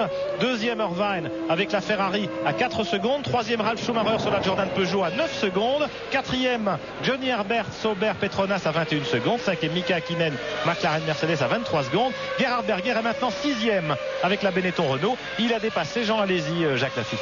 Oui, il a dépassé. On voit aussi que Eddie Irvine est en train de tourner 5-6 dixièmes plus vite que Jacques Villeneuve, qui vient de repartir des stands avec des pneus neufs et avec très peu d'essence. Je me suis en train de me poser une question. Est-ce que Eddie Irvine va nous faire la surprise? On sait que la Ferrari a 10 kilos d'essence en moins, ce qui représente l'ordre d'un réservoir un peu plus petit que ses concurrents. Est-ce que Eddie Irvine ne va pas nous faire la même surprise que nous avait fait Schumacher au Brésil, de s'arrêter avant la fin de la course? En Australie, de s'arrêter encore. Espérons que non. Oui. Pour le suspense et pour cette fin de course. Et aussi la très belle remontée de Berger qui est maintenant très près d'Hakkinen, 6 secondes, et qui est en train de remonter. A fait une très belle remontée. En tout cas, il a repris l'avantage par rapport à son équipier.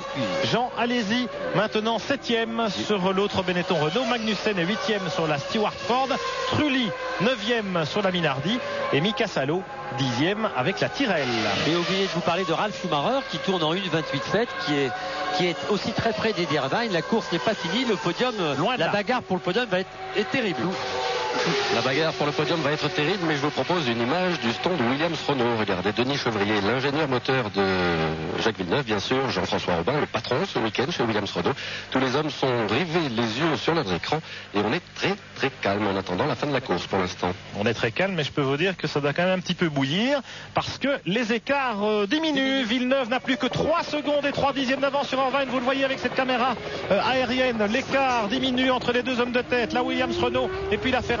Et enfin, la Jordan Peugeot de Ralf Schumacher qui, elle aussi, maintient une cadence formidable, une 28.7. Le jeune pilote allemand, il est là avec la voiture jaune. Vous le voyez, il est là. Donc pour les 3 premières places, eh bien, les 3 voitures se rapprochent les unes des autres. On va peut-être avoir une arrivée au sprint dans ce Grand Prix d'Argentine à Buenos Aires. Jacques Lafitte, vraiment, on n'attendait pas ça.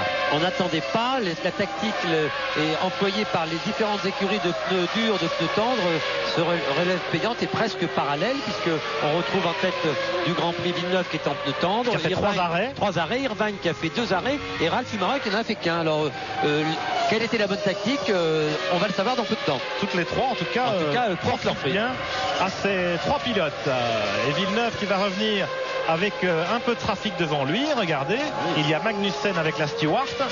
Il va devoir gérer ça. Et derrière, Irvine attaque comme un damné.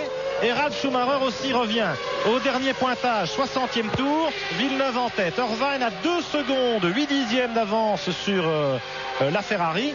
et 7 secondes 4 sur la Jordan Peugeot qui est la plus rapide du lot actuellement. Oui, ça va être intéressant de voir la réponse que va donner Jacques Villeneuve à ses poursuivants. Est-ce qu'il est capable de tourner lui aussi en dessous de 1,29?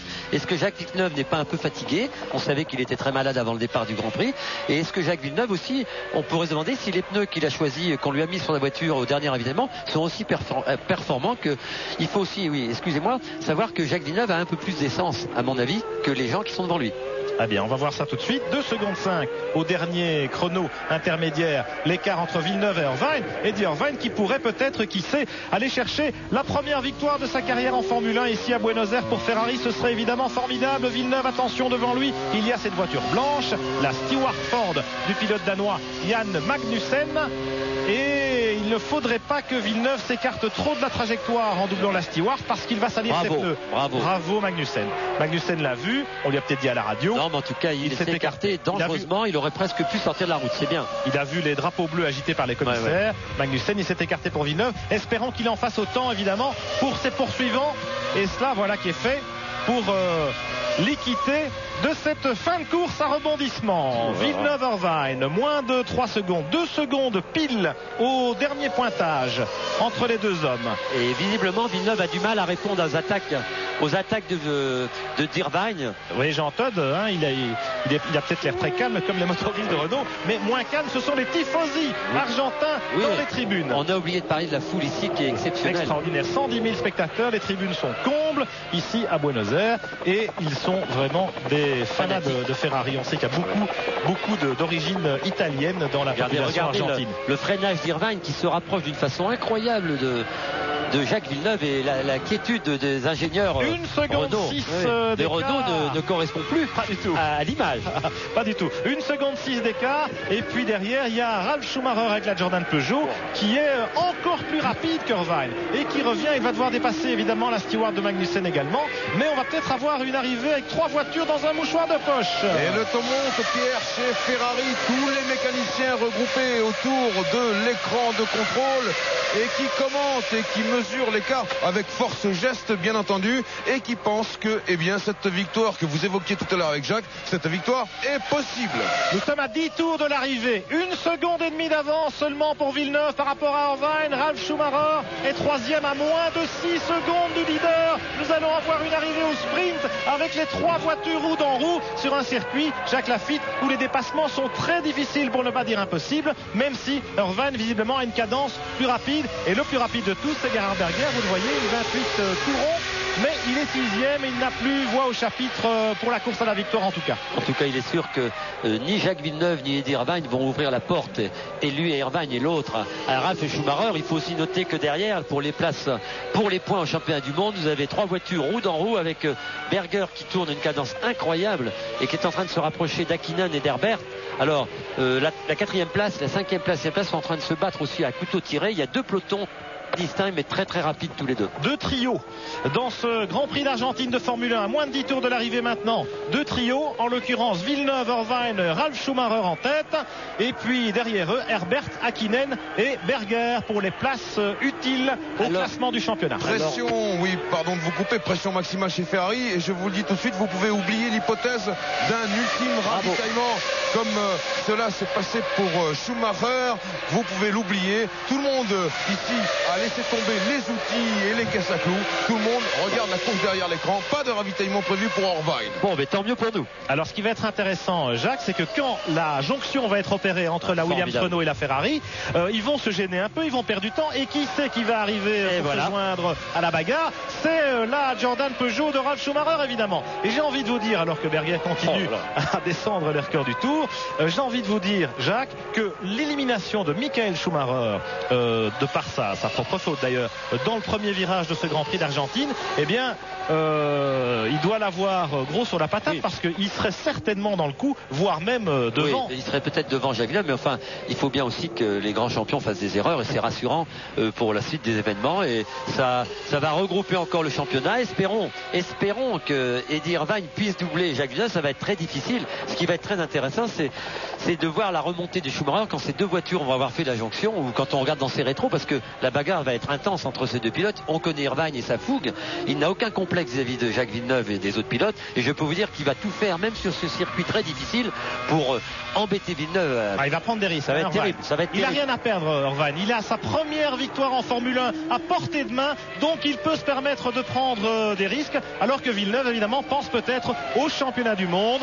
17 épreuves à gérer. Il a 10 points au classement du championnat. Ses rivaux immédiats, Coulthard, Schumacher, ne sont pas là. Et ma foi, les 6 points de la deuxième place pourraient peut-être lui convenir à Jacques Villeneuve. Mais il attaque. Il n'a pas dit son dernier mot. Il en gardait peut-être un peu sous le pied. Villeneuve, il va certainement pas se laisser faire, pas se laisser manger tout cru par cet Irlandais, Eddie Irvine. Vous savez qu'entre les deux hommes, il y a eu aussi pas mal d'animosité ces derniers temps. Il y a eu bien entendu le carton au départ du Grand Prix d'Australie. Irvine était responsable aux yeux de Villeneuve de cet accrochage, mais il avait nié en bloc.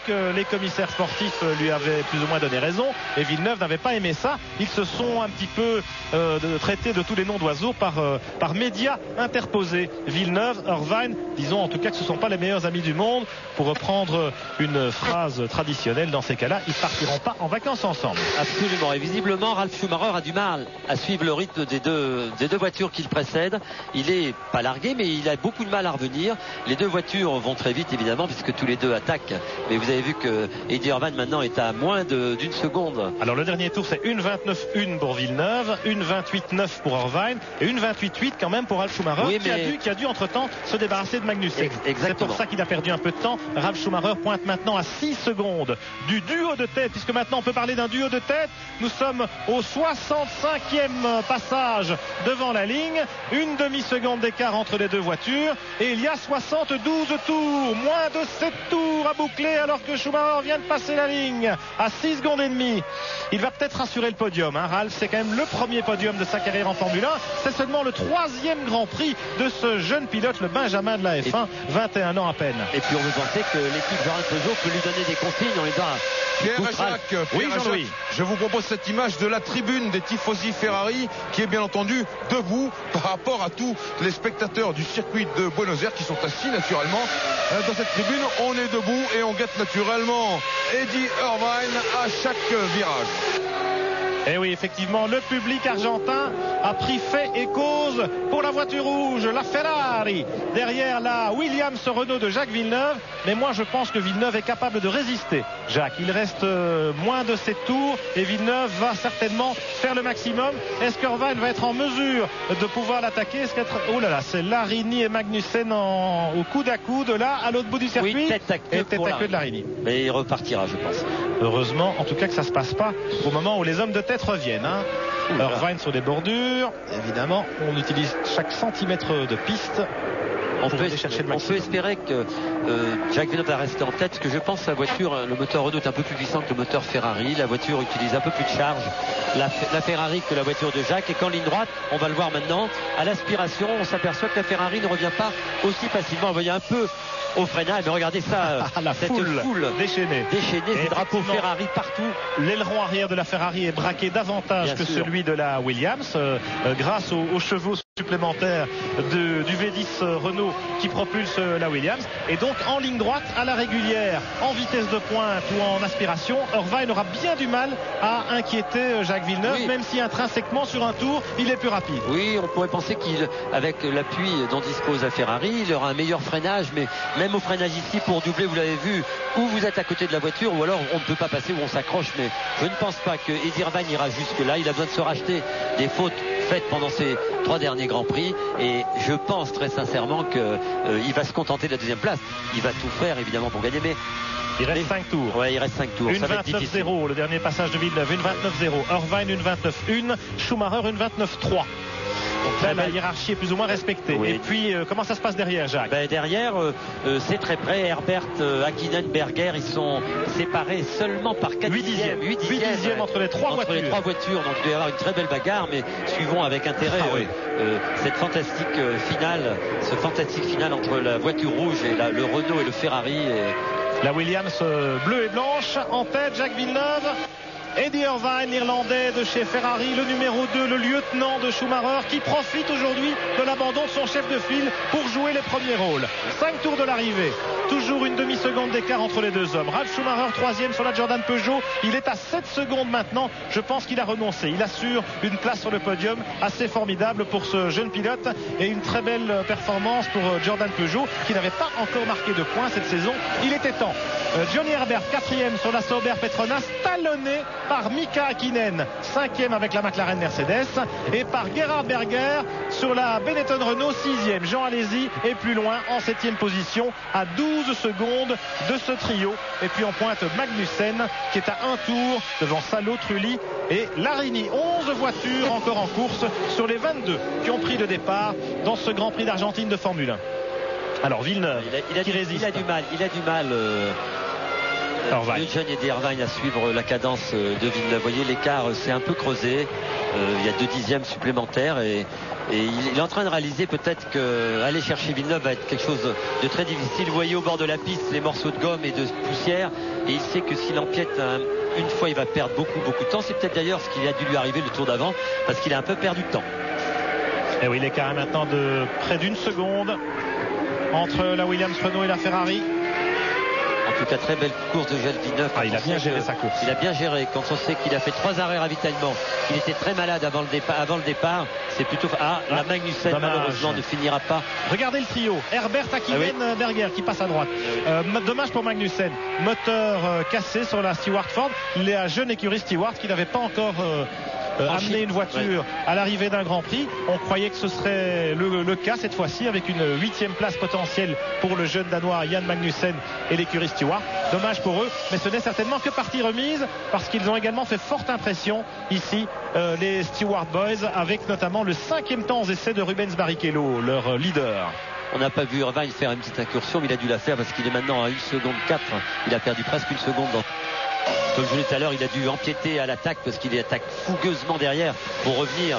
Jacques et Pierre, une petite douceur dans ce monde de brut. La sœur d'Eddie Irvine qui regarde les écrans de contrôle de la Scuderia Ferrari. Elle est un peu tendue, vous l'imaginez.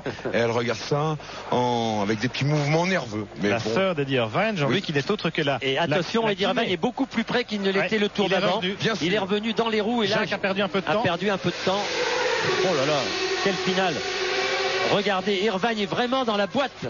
Alors comment est-ce que les écarts peuvent faire l'élastique comme ça, Jacques Lafitte? Est-ce que des pilotes dans des situations pareilles sont en mesure de laisser venir ou de laisser repartir? Non, il est en difficulté, Villeneuve. Regardez à l'accélération de la ligne droite, Eddie Irvine avec la Ferrari, juste dans le sillage, il va déboîter. Regarde dans les rétroviseurs. Attention, Irvine, il va venir à l'intérieur. Le public est debout à l'intérieur de la Ferrari. Vous le voyez, impossible d'attaquer dans ce freinage extrêmement délicat là-bas au bout de la ligne droite. Et je peux vous dire que Jacques Villeneuve, à chaque fois qu'il regarde dans son rétroviseur, perd un peu de sa fougue. Il est inquiet et cette inquiétude va lui faire perdre du temps.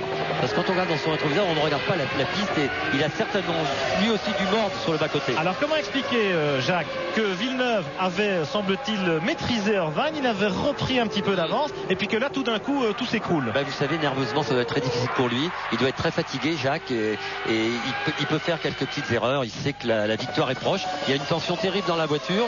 Il est très inquiet, il doit écouter tous les bruits moteurs, sentir ses pneumatiques, et en pensant à tout ça, il a certainement un peu oublié. Il s'est dit j'ai pris 1 seconde 4, je suis tranquille. Il s'est un peu assoupi et il va falloir qu'il attaque fort là, parce que attention. Regardez-moi ça, Eddie Irvine, il va certainement prendre tous les risques maintenant. Il reste moins de 3 tours pour l'arrivée et même 2. 69 tours couverts, il y en a 72. Oui, il reste 2 tours et demi. Magnifique, vous avez vu les chronos des deux hommes, mais le chrono n'a plus beaucoup de signification. Les deux ça ne veut plus rien dire. Voilà.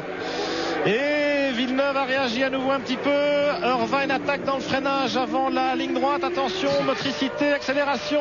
Il s'en sort bien, Villeneuve, sur ce coup-là. La voiture, la traction, je veux dire la motricité, l'adhérence de la voiture de Jacques Villeneuve est visiblement meilleure que celle de la Ferrari. Et comme je l'ai dit tout à l'heure, ayant un peu moins d'appui, c'est pas là que Irvine va le doubler. Il faudrait qu'il soit vraiment près de Jacques pour lui faire une petite erreur. Regardez. Et de nouveau le trou qui se oui, pose. parce que ça se met dans la ligne droite et là dans les virages, Irvine a une voiture plus chargée, il attaque et il revient un peu sur la ligne 9 qui lui prend beaucoup moins de risques, sachant que dans la ligne droite, de toute façon, il est indoublable ce garçon là, il a aucun problème et il le sait. Donc vous voyez, Irvine attaque comme un fou, il revient dans toutes les petites portions du circuit parce que Jacques lui ne prend aucun risque, en disant de toute façon mon gars, arrivé avant la ligne droite, je vais t'en mettre 10 mètres et tu feras que tu les rattrapes. Regardez les mécaniciens. Oui, ils sont tranquilles. Ils sont tranquilles. Oui, tranquilles. Ils sont quand même en train de brûler des cierges s'ils le pouvaient. On sait que si Irvine gagne, les cloches de l'église de Modène vont sonner. Mais eux, si vraiment ils pouvaient brûler des cierges pour accompagner leur prière ici dans le stand, ils le feraient. Ça va être difficile. Ça va être difficile parce que visiblement la Williams est supérieure à la Ferrari aujourd'hui. Pierre et Jacques, je vous laisse imaginer ce que sera le Grand Prix de Saint-Marin dans 15 jours dans le fief de Ferrari après une telle performance de la Scuderia. Ce qui est formidable dans ce début de saison, c'est que des voitures qui n'étaient pas compétitives il y a 15 jours, en l'occurrence les Ferrari, sont absolument dans le coup et que la Williams-Renault qu'on annonçait dominatrice en Australie à l'ouverture de la saison avec 2 secondes d'avance sur toutes ses autres concurrentes en qualification, qu'elle est mise en difficulté à chaque fois. C'était vrai au Brésil avec la Benetton Renault qui n'est pas dans le coup aujourd'hui et maintenant c'est vrai avec la Ferrari. Dernier tour pour Jacques Villeneuve. Jacques Villeneuve qui a une petite seconde d'avance, à peine 7 dixièmes, sur son concurrent Eddie Irvine avec la Ferrari en 2e position. Mais j'ai l'impression que les carottes sont cuites. Je vois pas très bien ce qui pourrait arriver, à moins bien sûr d'un incident mécanique sur la Williams ou d'un problème de défaillance de Jacques qu'on ne lui souhaite évidemment pas au terme de ces 72 tours d'un effort absolument super. Un effort formidable quand on sait la qualité, quand on est malade comme ça, d'être dans une voiture, on a soif, on a déshydraté et que Jacques Villeneuve suit cette cadence et maintient ce Irvine à cette distance. Je veux vous dire que le pilote canadien va être heureux. C'est une victoire très importante évidemment pour lui puisque Michael Schumacher ne marquera pas de points aujourd'hui. Coulthard non plus, donc il va se retrouver en tête du championnat avec une dizaine de points d'avance. Bravo. Il va s'isoler en tête du classement du championnat du monde, Jacques Villeneuve, mais la concurrence est là et la saison de Formule 1 1997 va être absolument fantastique avec le premier Grand Prix européen dans 15 jours à Imola, le Grand Prix de San Marino, effectivement devant les tifosi de Ferrari.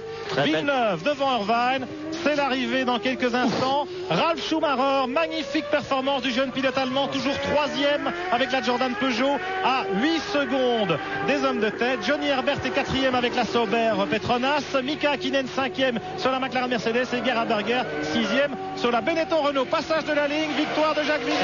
Il est content Jacques, il est content. Eddie Irvine 2e avec la Ferrari. Vous entendez des applaudissements dans le stand Williams, mais aussi chez Ferrari, mais aussi dans le public de Buenos Aires. 3e Ralf Schumacher avec la Jordan Peugeot. Bravo messieurs, bravo pour ce formidable Grand Prix d'Argentine. On se retrouve dans quelques instants après le journal de 20h présenté par Pierre Chazal pour vivre le podium de Buenos Aires avec les héros de cette course. Bonne fin de soirée sur